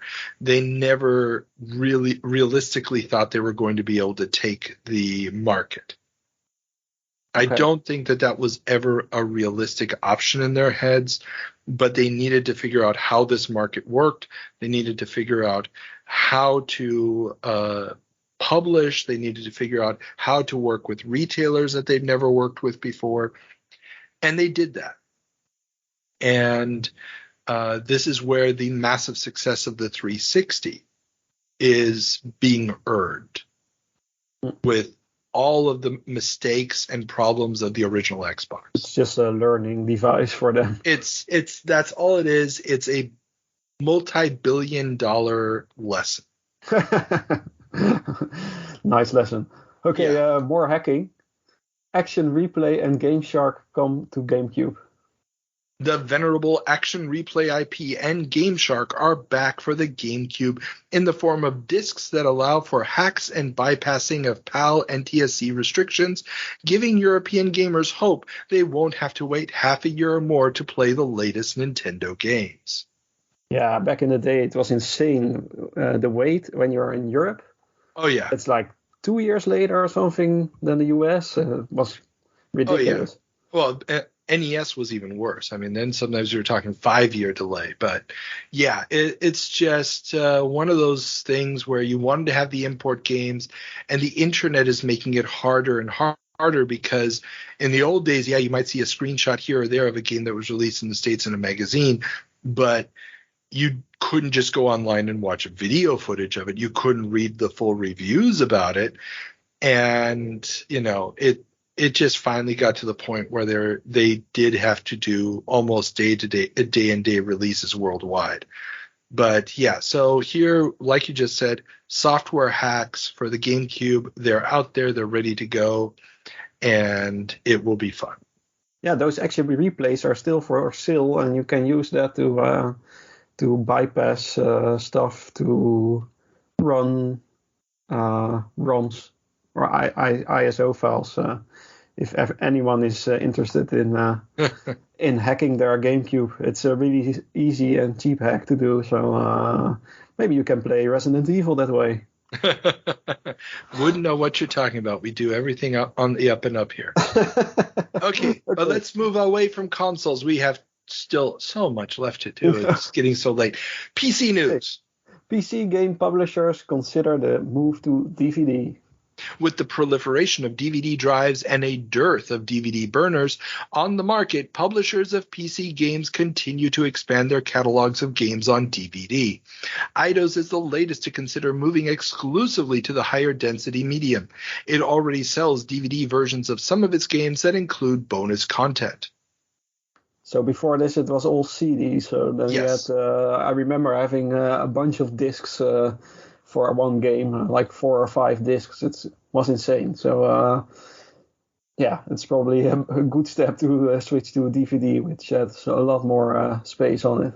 Exactly. I mean, and the issue always was, are there enough users out there who have the hardware to justify the retail space for a second SKU, second stock keeping unit? And that is the decision that they're going to have to make. They're going to have to move to DVD. Now, if your game isn't big enough to justify a DVD, you can still leave it in CD and the DVD players will still play it. But, I mean, games like Wing Commander 4, The Price of Freedom, that came on, I think, 7 CDs. Yeah. Phantasmagoria was even more than that. I mean, there's certain games that are just massive. Now, granted, with the move to 3D and the loss of those pre-rendered or video sequences, those big multi-CD games are not as plentiful as they used to be. But, a 2 or 3 disc game is still a problem. And textures get more detailed, and so that will use a lot of space as well. So I think DVD is a good choice, especially because I remember burning so many CDs. Yeah. Just copying CDs, and I think DVD burners weren't that common yet. Oh, no, and that's the thing. The DVD burners aren't there yet. So if you move to DVD, in theory, it's at least one step more difficult for people to pirate the software. It's not going to take them long. They're going to figure ways like 1 year. Yeah. And also, you also have to remember there's a lot of PC software that on a console would require a DVD, but on a PC you can get on a CD because you can super compress the files and then decompress them during the lengthy hard drive installation. I remember back in the day there were like I don't know if you know that, but we had the Twilight discs. And Twilight discs based on the vampire movies. No, there were like discs where you had a lot of pirated games on there. Okay. they stripped down all the games from all the movies and all the everything which was heavy on space, and then you got the stripped down version, and they put on like 10 games on 2 discs or something, and that got distributed everywhere into the Netherlands, and probably I think it's a Dutch project, the Twilight CDs, but I think it also came out abroad, probably Belgium, maybe Germany, but it was really big here. Everybody had Twilight CDs. And, wow, okay. They were actually selling these? Yeah, there were people selling, copying and selling these. It was just like one pirated mess. But yeah, there were like distributors. You couldn't buy it in the store. It was no, of course not. all shady business. But I went to LAN parties all the time back in the day, and there was always somebody selling those discs to everyone. I hear you. I'm not going to say that I didn't have a bunch of CDs with a bunch of games with similarly excised intro movies and the like, but I did. And a lot of them, you just download stuff. I remember, download 400 .rar files and then install them and then burn them. It was a pain in the ass. But okay. So next one. DVD below to the hackers temporarily. Yeah. Okay. 3D accelerator market splintering. While 3DFX may no longer be around, there are still plenty of companies making 3D accelerator chips competing for gamer dollars. Their ever-increasing features are making development harder. Matrox, 3D Labs, ATI, and NVIDIA all keep adding cool, unique features that have made common APIs like DirectX less and less useful. DirectX 8.1 already had to support 4 different and competing standards for pixel shader implementation. The much-delayed DirectX 9, which should be out soon, will have to come up with an answer to this problem. So there was DirectX, but there was also OpenGL, right? That's also... Yeah, but nobody cared about that except for id Software. I mean, they're the only ones who stuck to OpenGL. I only played id Software games. Well, and that's the thing. They were the only ones who were really, really pushing OpenGL. But did they have problems with these all these features as well? Probably. Oh yeah, they all had problems with all these features.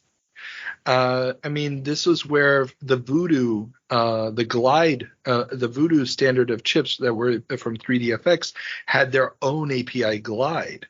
Yeah, I remember that as well. And it was specifically tailored to take advantage of all of the features of the Voodoo chips. And a lot of these manufacturers early on had their own as well. Direct3D is finally bringing all of this together. And in DirectX 9, they're going to have a new version of what they're calling the high-level shader language. And that becomes the standard going forward to how to access all of these functions. Okay. And so it's Microsoft basically dictating to the graphics card chip makers, here is how you're going to organize it. These are the calls to activate the stuff. We don't care how you do it on your chip, but you're not going to create calls that are not part of the system.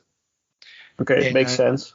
Yeah, but what it also means is, of course, that before they can implement a new feature, they're going to have to get it somehow activated by DirectX. It's going to have to be added to DirectX for it to be activated. And there's going to have to be a lot more cooperation between the chip makers and Microsoft to make sure that this common standard actually moves forward. And of course, that's going to leave the smaller players further and further behind. And you won't be able to advertise, ooh, we do X, Y, and Z now that the other guys don't do. The only thing you can advertise is we do it faster and more of it. Creative buys 3D Labs. In a move to re-enter the video card market, sound card giant Creative Labs has purchased 3D Labs. By not having to source expensive chips from the likes of NVIDIA, Creative hopes to be able to compete in the mid to low-end market. I don't remember succeeding, right? Because I bought Creative cards with NVIDIA chips, but can't remember 3D Labs.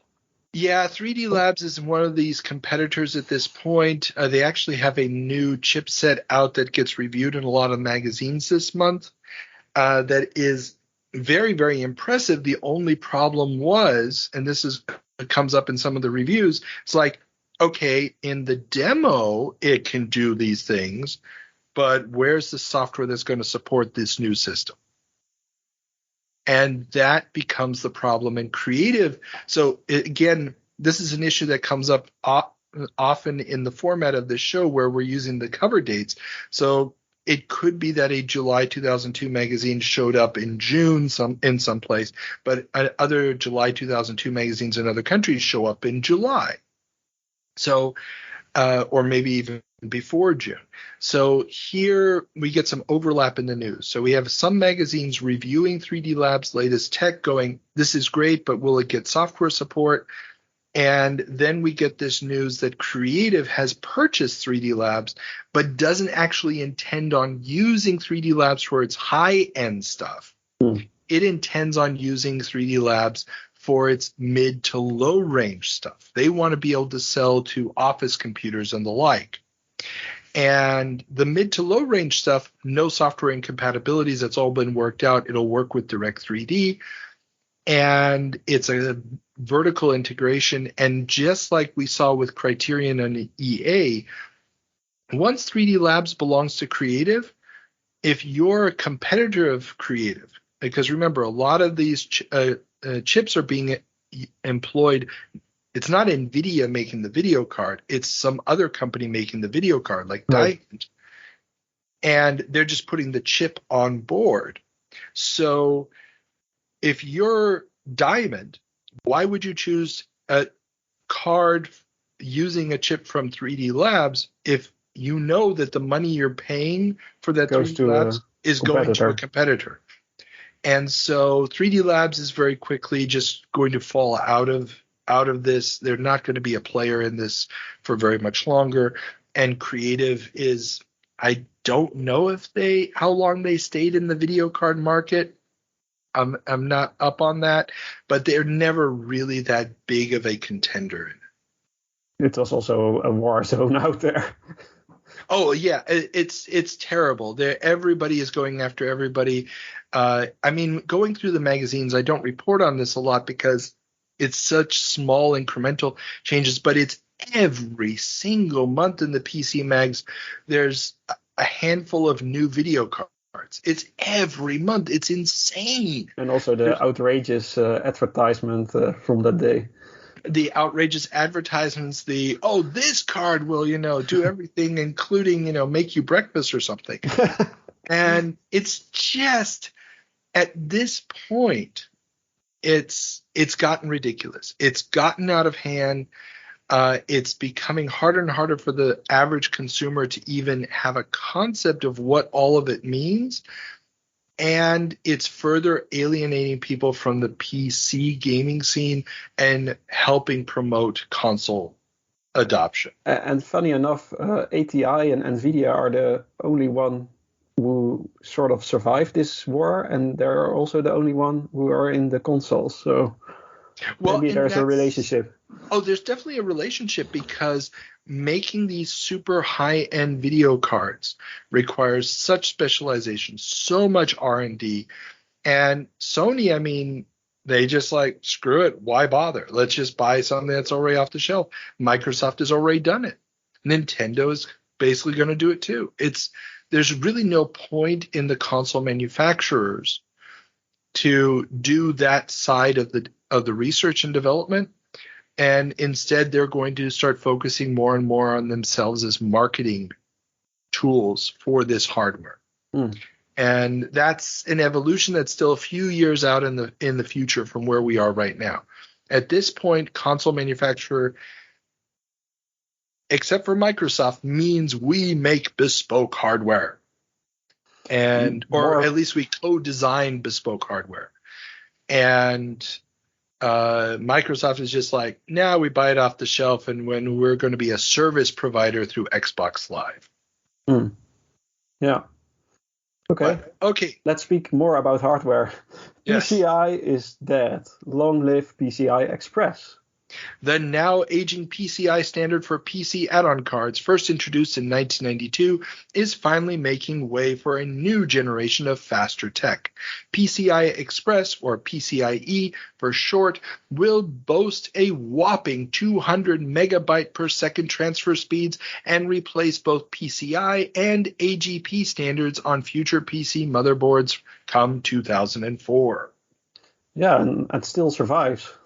Oh, yeah, and they keep updating it. Now, granted, 200 megabyte per second would not be sufficient enough much nowadays. No. But finally, we've gotten away from this idea that you have a separate plug just for the video card, like we had with AGP. And it's one standard that just keeps getting faster and faster and faster as the years go by. It was way easier when this was there. It was way easier to build a PC as well. It's just like putting in a video card in a open space, and then it works. Exactly. Yeah, I mean, PCI was already fairly plug and play and simple, but yeah, the splitting off of AGP could have gone really, really wrong with a separate card for sound and blah blah blah. Instead, return back to one standard port was the way to go. Yep. Okay. Cytec has some good vibes. Cytec's Touch Force optical mouse is a PC USB mouse that uses force feedback by vibrations similar to a joypad to enhance PC gaming. It is bundled with MDK2 and has support for games such as Black and White, Jedi Knight 2, and Half-Life. Wow, Cytec is a name I didn't hear a long time. Yeah, I mean, they haven't been around for a while. Obviously, force feedback mice are not going to take off, especially because the vibrations do start messing with your accuracy.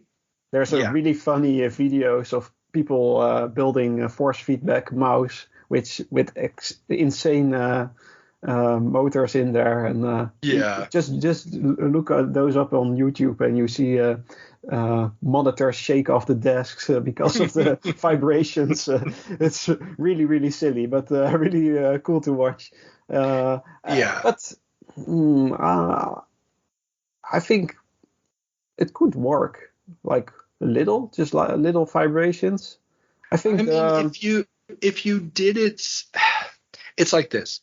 If you did want to do it, you would have to put it into such a scenario and develop a game that adjusts for it. So, for example, you're playing Quake.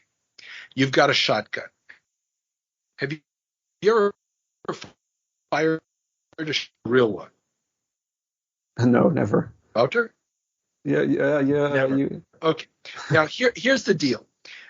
How much time transpires between firing the two shotgun bursts in Quake? Yeah, that's not even a second. Not even a second. Now, the ricochet from a shotgun, you are not firing that one again in a second. No. Or even a fraction of a second, because it is less than a fraction of a second in Quake. Because that thing is going to knock you off. You can maybe press the button again, the trigger again, but you're not going to be pointing at the same thing. You're not going to be able to return it to the original position anymore. Okay? No, but it's going to knock you back. But that's realistic. That's realistic. Exactly. Feedback. But if you have like small feedback, like for example an iPhone or something, you have like the Touch ID button on an iPhone. It isn't actually a button, but when you press it, it feels like a button. So like subtle vibrations could work, I guess. Subtle vibrations, you're not going to simulate a shotgun with a subtle vibration. Yeah, but what's maybe the point of it's that? a little more immersive, or maybe a little vibration in the music. If you're going to do it, just build a game that takes that into account. Yeah, but your mouse will fly off your desk. It doesn't have to fly off your desk, but it has to move just a little bit. Let's let it move a little bit, force you to take that extra second to get back into the right position. But then you can't have a game where you're being attacked by 12 hell demons at a time that each take 12 shots. True. But turn it into a game where there's 1 or 2 enemies on the screen at any given time. One headshot will take the fucker out. And then you can actually balance it for that method of control. Sounds like fun. What? Sounds like fun. It would be, but you would have to design it around that control. And there won't be a large enough adoption of this device to justify that development. Where you would see something like this is maybe in the arcades. And if you've ever played Time Crisis 2.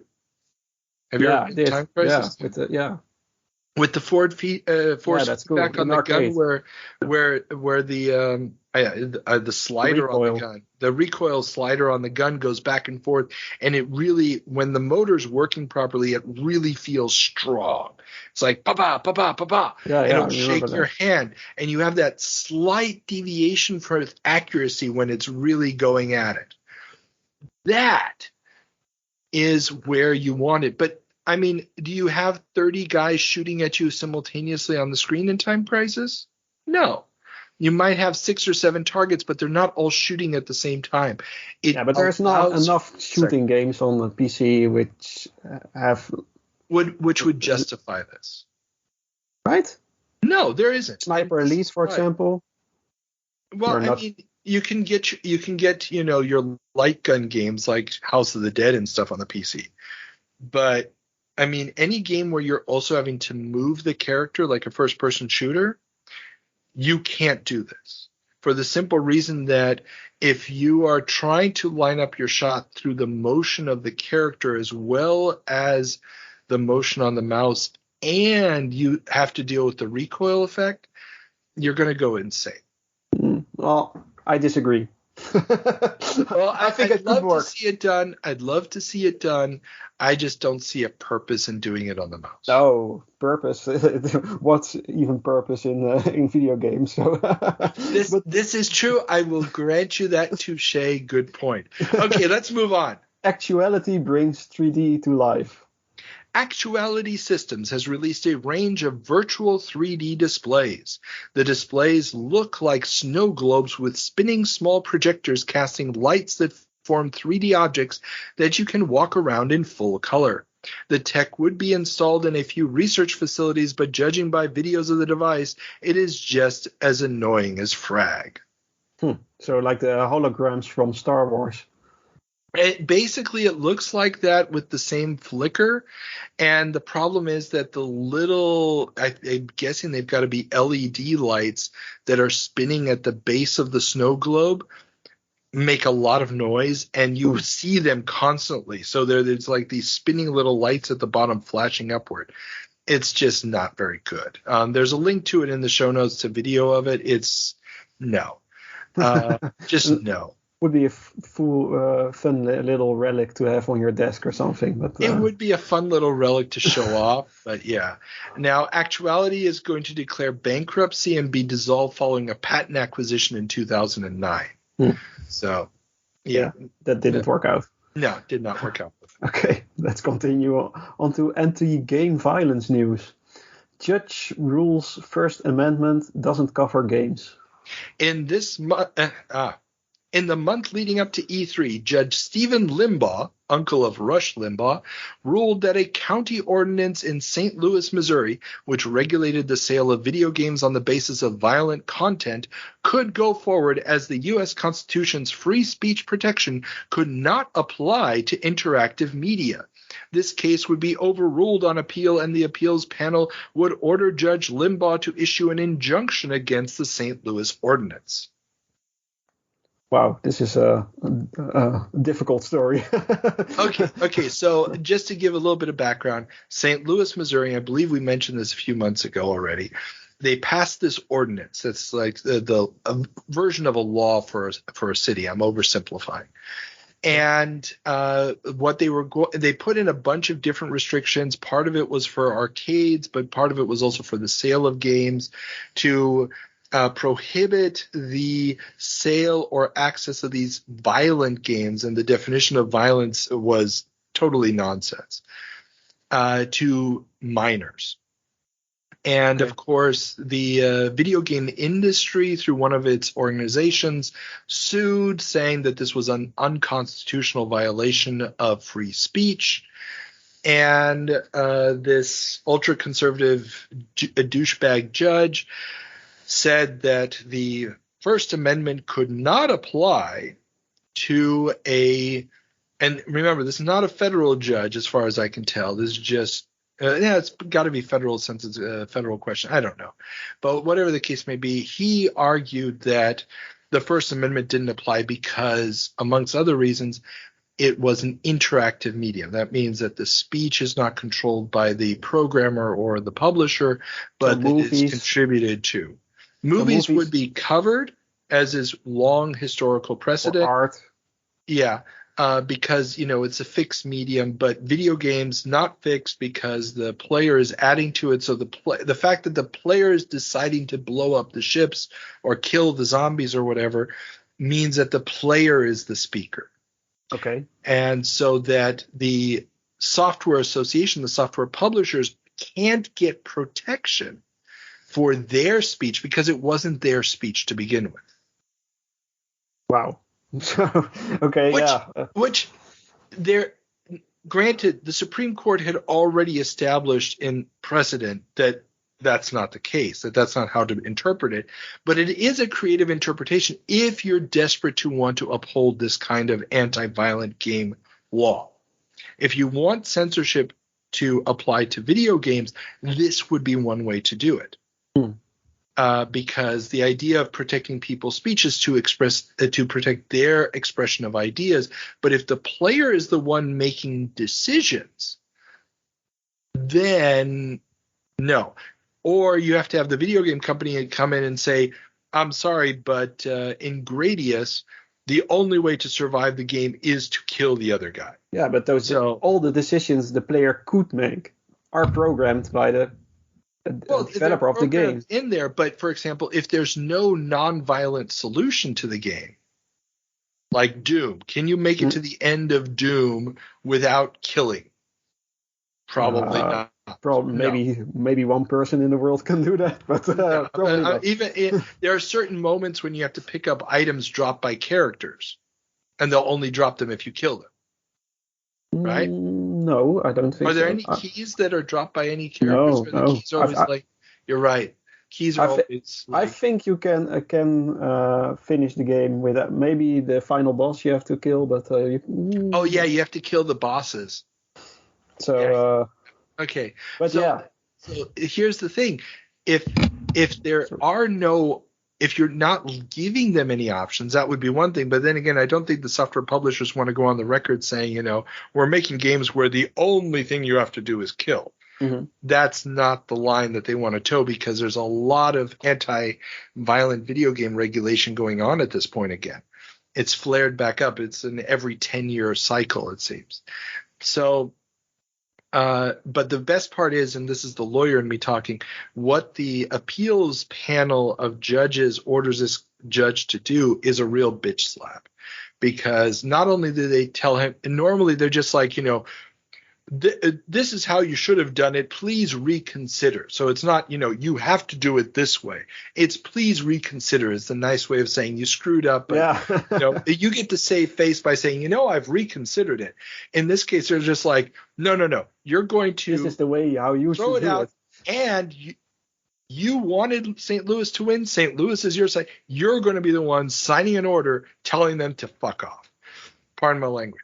But it's a real bitch slap move from the appeals court here, because this is such an outrageous reinterpretation of the First Amendment. Yeah. So good stuff. Okay. more about this. Yes. Bill to regulate games introduced. A Republican representative from California has introduced the very catchily named Protect Children from Video Game Sex and Violence Act of 2002. While the bill will never make it out of committee, it is another sign of the current mood to the ever-growing games industry. Yeah, it's continue on and probably never dies. These discussions. Yeah. It's getting pretty bad. It's weird because you can learn so much of games. I only see the positive stuff about gaming, and if you want to have the violent stuff, you're probably old enough to do it. Says the guy who streamed 2 hours of Quake. Yeah, but that's cartoon violence. That's not violent. Yeah, not violent at all. No, the nail gun is totally not violent. Okay, let's move on. Lawsuit filed over EverQuest player's suicide. Sean Woolley, a 21-year-old who committed suicide after binging on EverQuest for over a year, is at the center of a lawsuit filed by his mother against Sony Computer Entertainment. She claims that the game is designed to be addictive with quick rewards at the beginning, but with later levels costing so much grind that the fun becomes nothing more than a time suck. Yeah, but maybe if she sees that, she's still a parent. I don't want to say she. Well, it's like this. The kid, he's 21 years old. Yeah. Young man, already lived alone, had a job, and so on and so forth. So it's not like the mother was always there. Read a couple of different accounts of this. She actually went to see him after he didn't show up to Thanksgiving. And when she busted open the door, the chain was still on the door. She could smell rank smell coming from the room. She comes back with tools, busts open the door, finds them there dead, and so forth. You can make the argument the fact that he was able to buy a rifle didn't help the matter. No. But the situation really here is, he's a young man with some issues, and he got sucked into EverQuest, which probably didn't make possible depression any better. And it's one of those lawsuits, just like the D&D lawsuits from 2 decades earlier, or the heavy metal lawsuits from the 70s and early 80s, is just, if people are depressed and are seeking some kind of refuge, some self-medication through media, they will overindulge on it, but the end results are typically going to happen no matter what. Right, because addiction is just a disease, and if you have an addiction into gaming, you probably also could very easily develop an addiction into other stuff, which will also end you in the end. And very true. Now, granted, it is known now for quite a while now that games have been developed specifically, and they're using AI and all sorts of other methods to make the games more and more addictive, to figure out, how often do we have to give you that little extra bit of joy shot into the brain. My son wants to play Fortnite all the time. And he's 8, and he's nagging all the time, and his friends are playing it, so I sort of caved in, but he only can play it 1 hour a week under my watch, and I'll play with him. So I'll go on to my PC, and he can play in my team, and then we can play for an hour, and that's it. And no buying of all those V-Bucks and stuff. Yeah. And I did that for 2 or 3 weeks, and then he started nagging about the V-Bucks and stuff like that. And I said, okay, if I hear the word V-Bucks again, then we stop this agreement and we never play Fortnite anymore, because it's really, really poisonous. Oh, extremely, extremely. And this is something I'm not looking forward to with my kid at some point. This is why I'm going to make sure that we've got a Nintendo DS and all my little emulation boxes around. And you have seen my collection, right? Yes, I've seen it. I've seen it. I've also a lot of Switch games. Like I paid $60 for all those Nintendo games. He is only interested in Minecraft, Roblox, Fortnite, all those free to play games with where you can buy stuff. So yeah. Freemium game. Freemium. Brawl Stars is another one, which is really terrible. So in the end, you sort of have to put your foot down. Yeah, but when you really when it's forbidden, it's also not good. So they should learn how to work with this stuff. So that's why it's an 8-year-old. I'm sorry, but the brain is not evolved enough to learn how to work with this. Yeah, but in the end, still one step above lizard.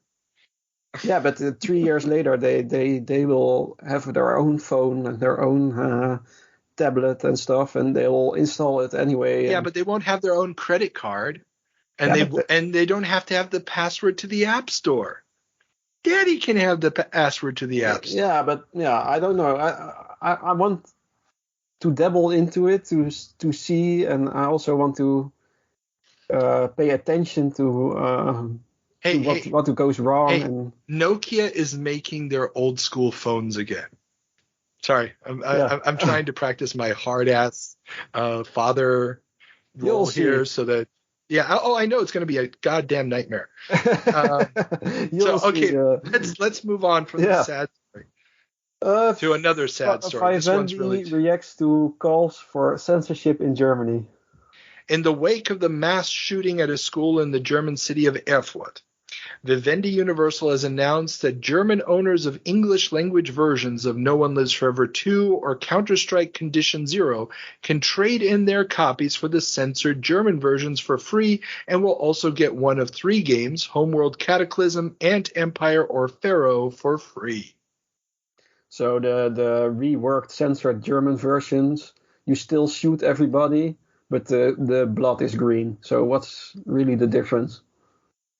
Usually there's also a couple of other scenes. Some of the cut scenes get redubbed and changed around so they don't seem so violent.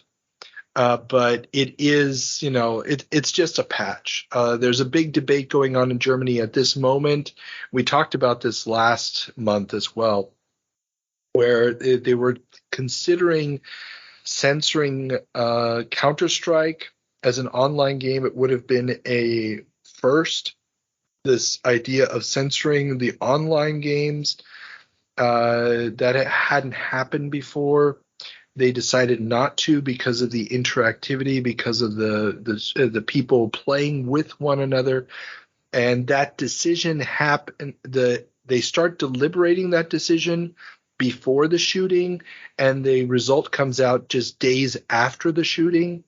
And it becomes a bit of a controversy. And they're like, we didn't let the shooting influence us. We wanted to, take this on our own.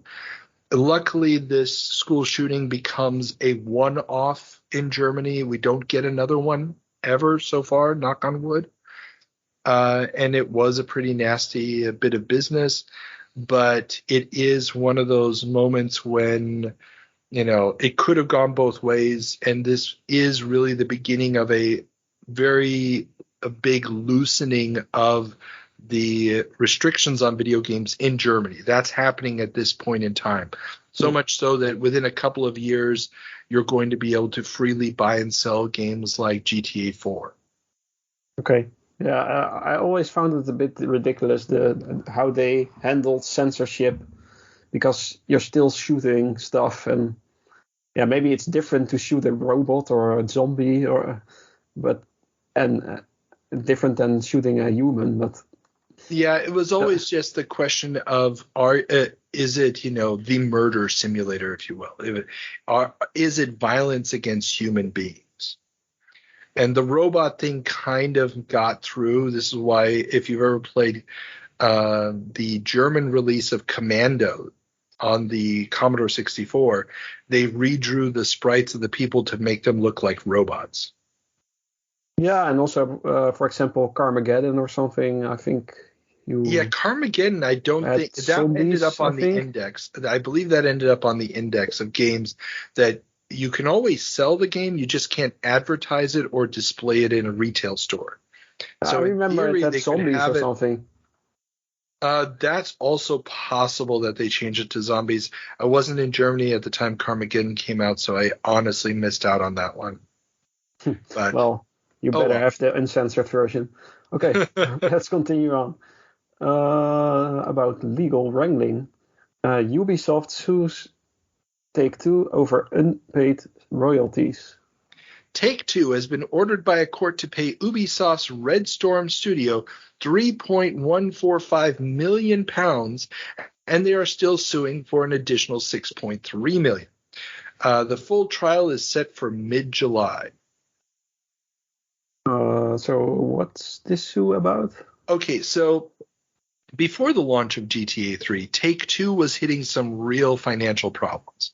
They even came under scrutiny from the American authorities because they had overblown their earnings in previous quarters. So they had Take-Two before GTA 3 had a little bit of success, but they weren't really setting the world on fire. And a lot of their products apparently had not lived up to Wall Street expectations. Okay. And so going into this, they had distributed a bunch of software, published a bunch of software as well, and they had left quite a few people hanging. Now, famously, the guy who did Battle Cruiser, and his name is an English developer, his name is escaping me right now. The Battle Cruiser series, he had already complained that Take-Two hadn't paid him. And now Ubisoft is suing, and I believe this was just for certain European territories where Take-Two was distributing a Red Storm games. So they're all the Tom Clancy games. And they're going to get paid, and or at least get most of their payment. Take-Two now has money, but I think from the feel, this is me speculating again a little bit, from the feel of it, it looks like Take-Two was on the ropes, that they had gambled on a lot of games that didn't take off. GTA 3 is basically going to change all of that and make everything okay, which is also one of the reasons why we're getting GTA Vice City so quickly. Right. Because they just need to now pop out more of these, make billions, and become the powerhouse that they are still to this day.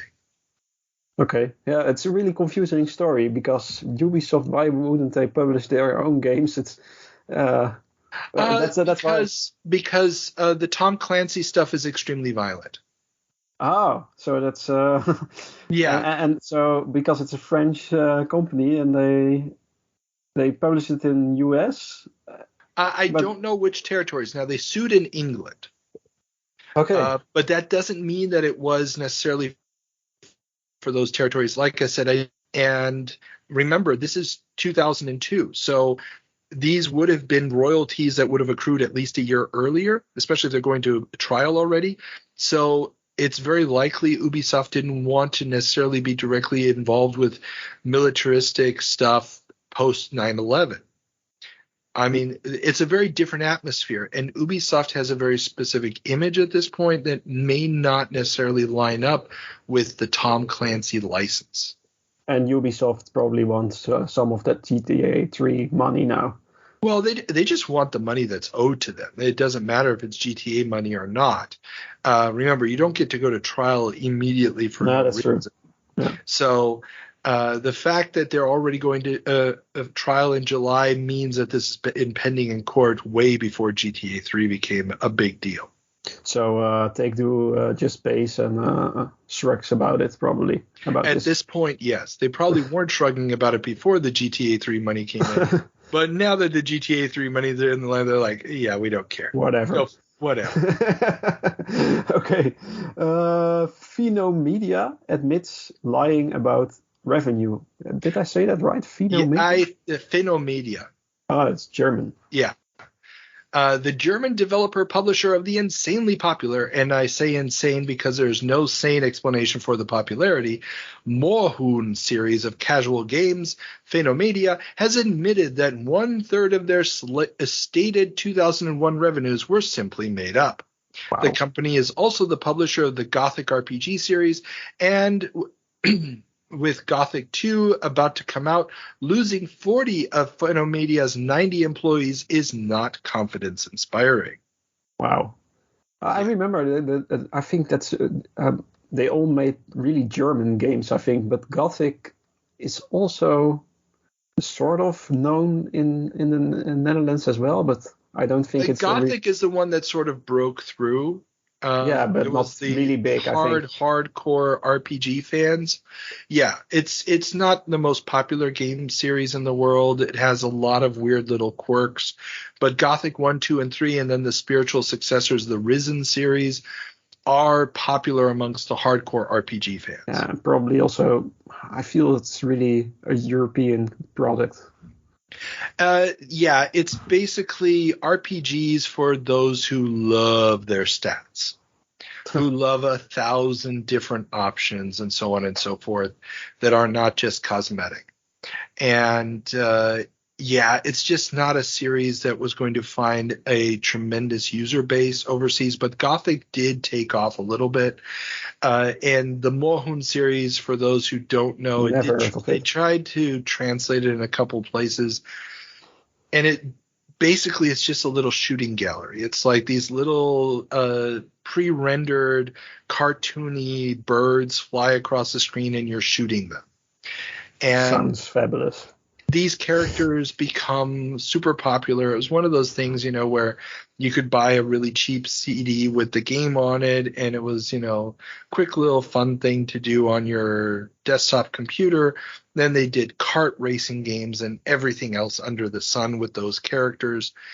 But yeah, they had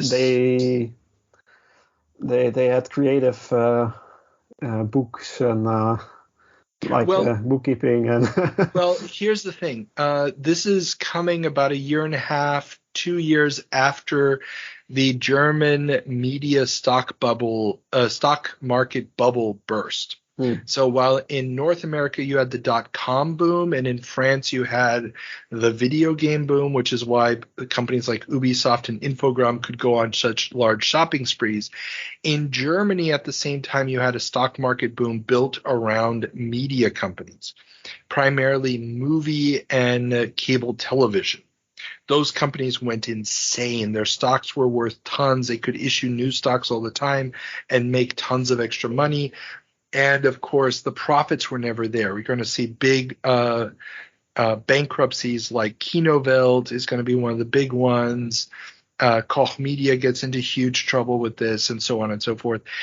In that context, again, slight speculation on my part, but in that context, these guys cooking the books to try to make it look like they're doing okay, and the fact that those books have to become public means that it's a publicly traded company. Yeah, this is where they are just trying to keep the excitement around the stock high, and they just lied flat out about the numbers. And how did it end up with Phenomedia? Well, they keep actually going for quite a while. They survived this. The CEO and I believe CFO both get canned and leave. I don't know what happens to them personally, but the company does survive for quite a while, and I believe gets bought up by Joe Wood, which is a big German publisher and distributor. Okay. No, they're Austrian, I believe. I think they're Austrian. Never heard of them either. Yeah, again, they're regional, and they're going to be our last story. Yeah. They're going to be involved with our last story today. But Okay. yeah, Phenomedia does end up just getting dissolved. But the Morhoon series, they still pop out games with that occasionally over here. It's scary. I'm interested in what it even is. I'll look up footage. I'll look up footage of it. Yeah, I'll put links in the show notes to the games on Moby Games, and you guys can see it for yourself. Okay, but now let's get into the weird stuff. John Hare thinks Britain is losing its voice. In this month's PC Zone magazine, a series of industry professionals, including Warren Spector and David Braben, were asked what common cliches, marketing nonsense, and misunderstandings about the industry irk them the most, and they wanted to see gone. John Hare of Sensible Software fame gave an interesting answer by complaining about how the industry had focused on product for the US market so much that the irreverent, less inhibited British sensibilities had been exorcised from game development, costing the UK their position as game innovators.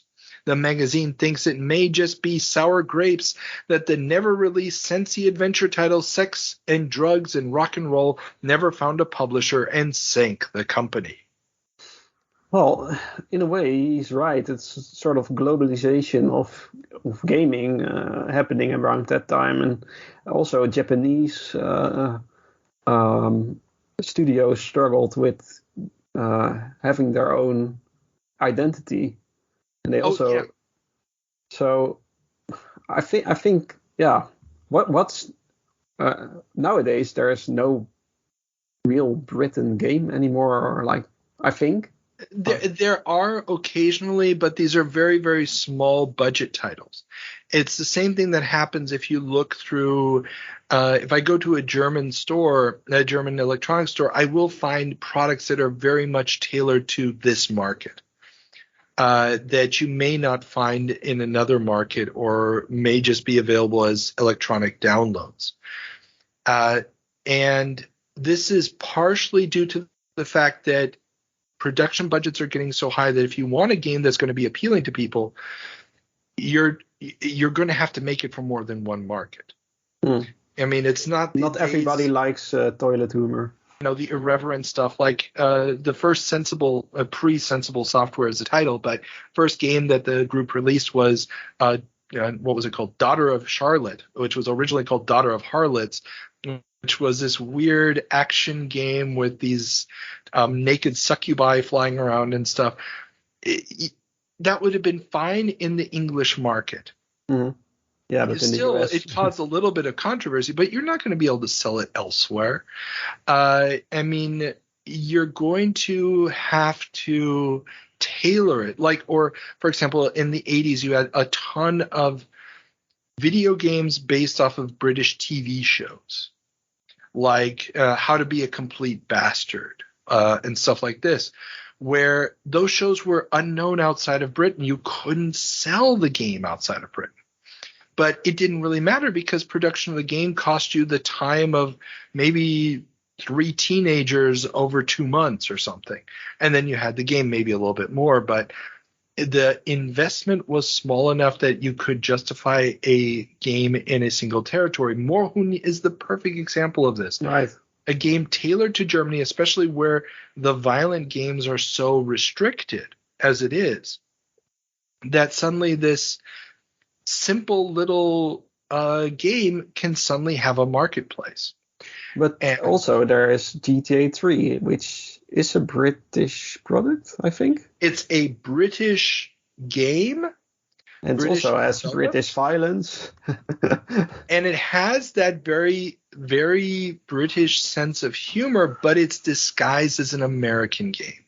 It is, and our good friends over at They Create Worlds talked about this not too long ago, how the game is literally a European's view of America through the lens of American action movies. It's all the cliches. Which makes it a European game. It makes it a very European game, but it's not being sold as a European game. No, the English love, if it doesn't have the Union Jack on it, it's not really British.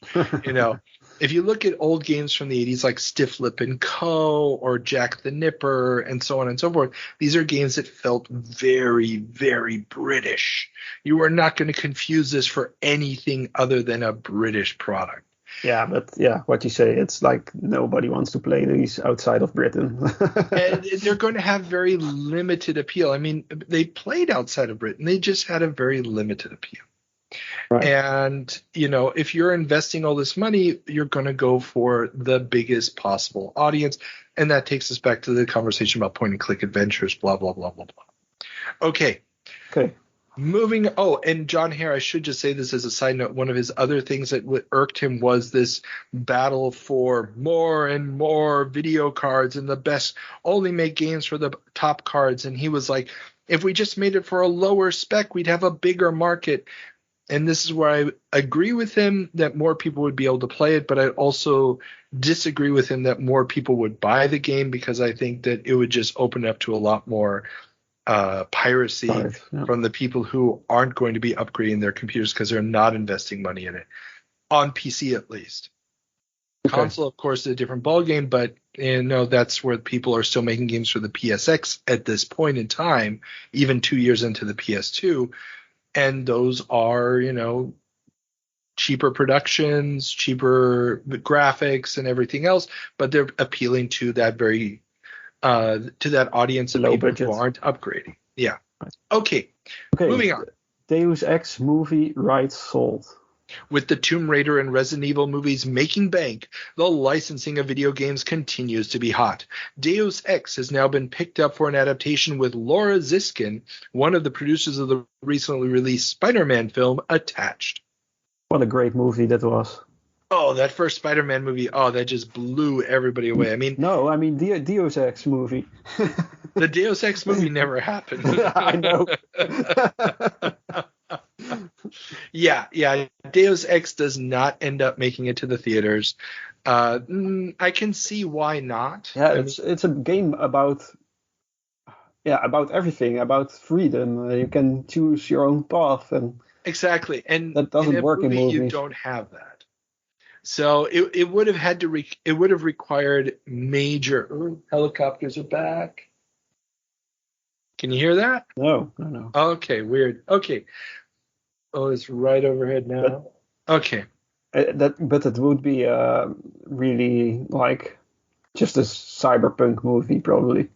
It would just be a random cyberpunk movie. I mean, if you take out all the options, there's not much in that plot line that wouldn't have felt like a ripoff of The Matrix at that point. Yeah. From a feeling, not necessarily from the storyline, inside a computer, blah, blah, blah, but it would not have felt original enough. And this is where something like Resident Evil, hot chicks with guns fighting zombies hadn't really been done in the mainstream before. Yeah, that movie doesn't have anything to do with the games, but they are good fun. Exactly. And Tomb Raider, the basic theme of Indiana Jones, but with a hot chick, also translates well to films, especially since the Indiana Jones thing hadn't really been a thing for a while. Right. So, but yeah, I can see why Deus Ex doesn't take off. And yeah. Just a bad idea. Yeah. Talking about bad ideas. Microsoft tried to buy Nintendo. Or at least the trademark. According to a new book called Xbox, Inside Microsoft's Plan to Unleash an Entertainment Revolution, Microsoft offered Nintendo $25 billion for its trademark and tried to convince the Japanese gaming giant to drop the GameCube and back the Xbox. Talks apparently continued for a while, with both sides meeting several times, but Hiroshi Yamauchi would have none of it. Well, I would be really interested to see that alternate timeline that it happened, because maybe it wouldn't be a really bad idea. Well, I mean, Nintendo needs its own little corner of the industry with hardware and everything else to be Nintendo. Yeah, the hardware is always weird as well. So exactly. Without them, I mean, granted, you have your failures like the Virtual Boy and the Wii U, but at the end of the day, Nintendo needs to be Nintendo. And bringing them in would have probably destroyed some of the magic of the Nintendo made, or at least Nintendo licensed games. Maybe it depends if they could bring in their ideas into Xbox as well. So maybe they could have developed the Xbox 360 with Wiimotes, for example. You mean instead of the Wii? weird? No, instead of the Xbox. What was it? Oh, Kinect. The Kinect, yeah. Yeah, or but they wouldn't have had that choice. Probably Microsoft would never have given them that option, and they would have had to work within the confines of the system. We need Nintendo. We need Nintendo to be experimental. We need Nintendo to be I agree. out there. And we need Nintendo to continue to have the financial resources to occasionally fall flat on its face. Yeah, I agree, but I'm interested in that alternate timeline. What would have happened? I mean, if they are still around, or if they would have if they only make Mario games for Microsoft. They would have been a Microsoft studio. The IP would have been split to the wind. Mario would be still around and big probably, because why wouldn't he? And Pokemon, stuff like that. Yeah, but it would always be big. But then the question really is, would as many third parties have jumped onto the 360 as they did, having to compete with Nintendo?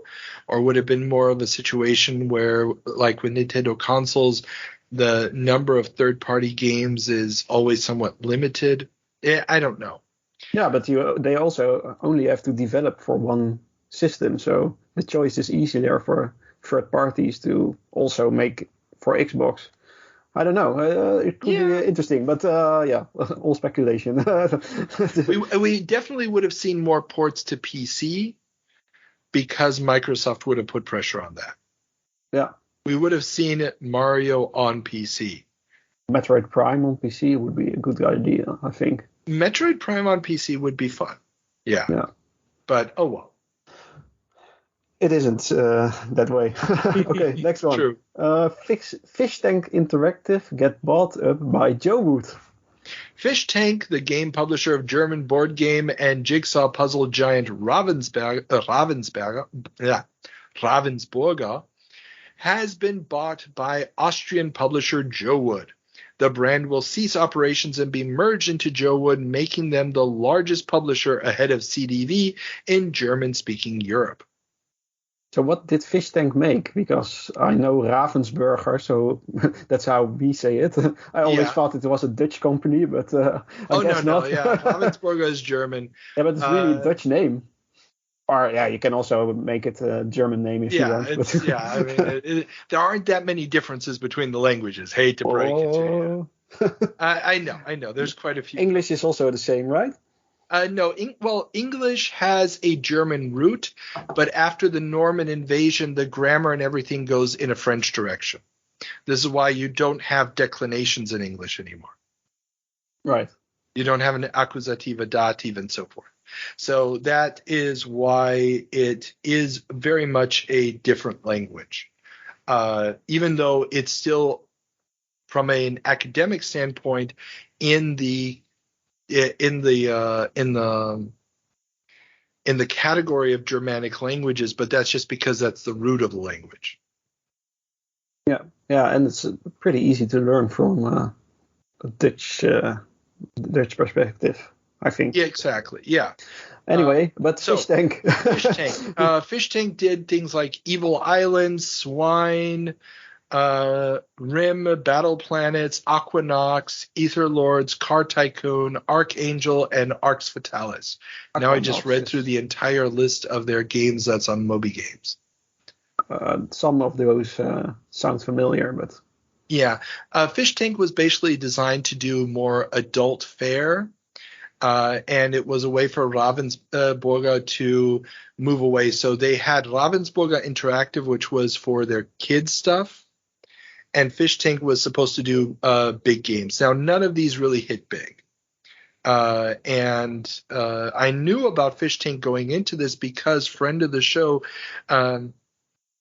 Jerry Volosenko, he was the U.S. Rep for Fish Tank, getting them into retail and so forth. Okay. And he actually sent me a little Fish Tank pin that he still had from back in the day. Wow. It's a really cool thing. He's still a good buddy of mine. We talk every couple of weeks. Really nice guy. So, but yeah, so this is the thing with Fish Tank. They've been bought up by Joe Wood. Ravensburger has just basically decided they don't have a place in this market. It's not what they know. It's not what they're good at. And they're going to actually fold Ravensburger Interactive the next year themselves. Okay.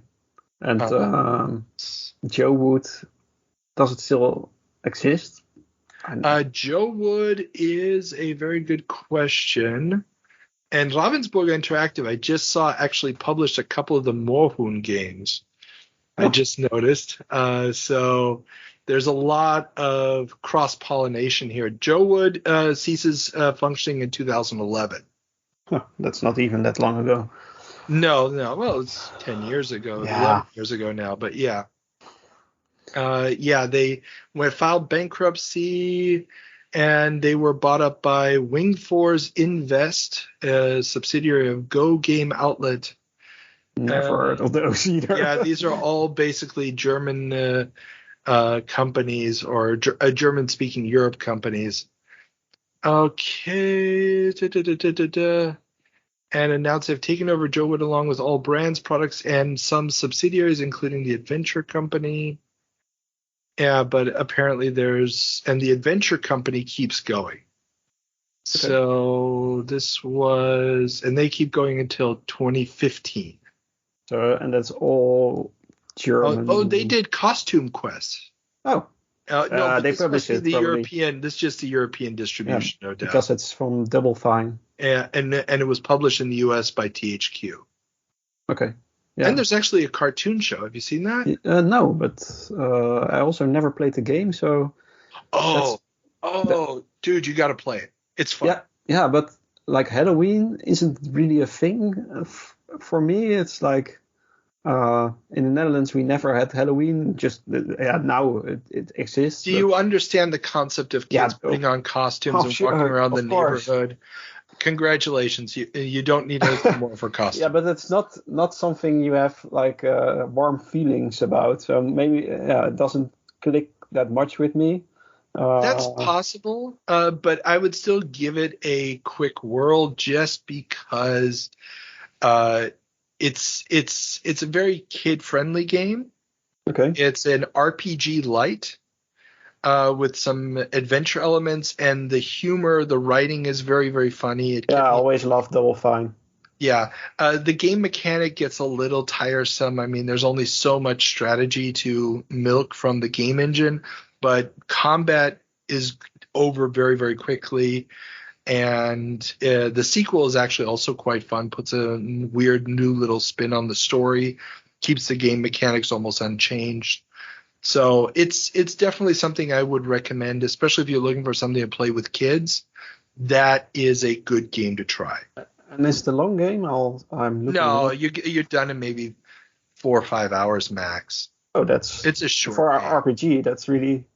And like I said, calling it an RPG, it uses RPG mechanics. Trust me, play it for 20 minutes and you'll either get sucked in or you'll be like, no. I got sucked into both games. I love them to death. How long to beat says main story takes 5.5 hours. So probably 6 hours. That's okay for an RPG light, and I'm not really an RPG player, so maybe this is one to get into. And I probably have a free copy somewhere in my Steam library of this game. Oh yeah, I got it through a Humble Bundle years ago, so something like that. Someplace. Cool. Okay, I'll check but that out. Fish Tank is no more. And Unfortunate. so we end with the death of a company. And Peter would like that. Yes, exactly. So the last job for the intrepid co-host is the word of the episode. What do you think the word of the episode should be? I don't know if it's one word, but I see 3D coming up a lot. So I would say 3D. 3D it is. I love it. The world is going 3D.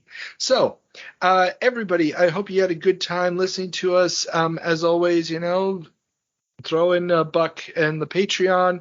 Follow us on all the social medias. And if you do have any questions, comments, give us a review, please. Some reviews would be nice. And we will talk to you guys next time when we travel back in time to August of 1982. Okay, Bye. see ya.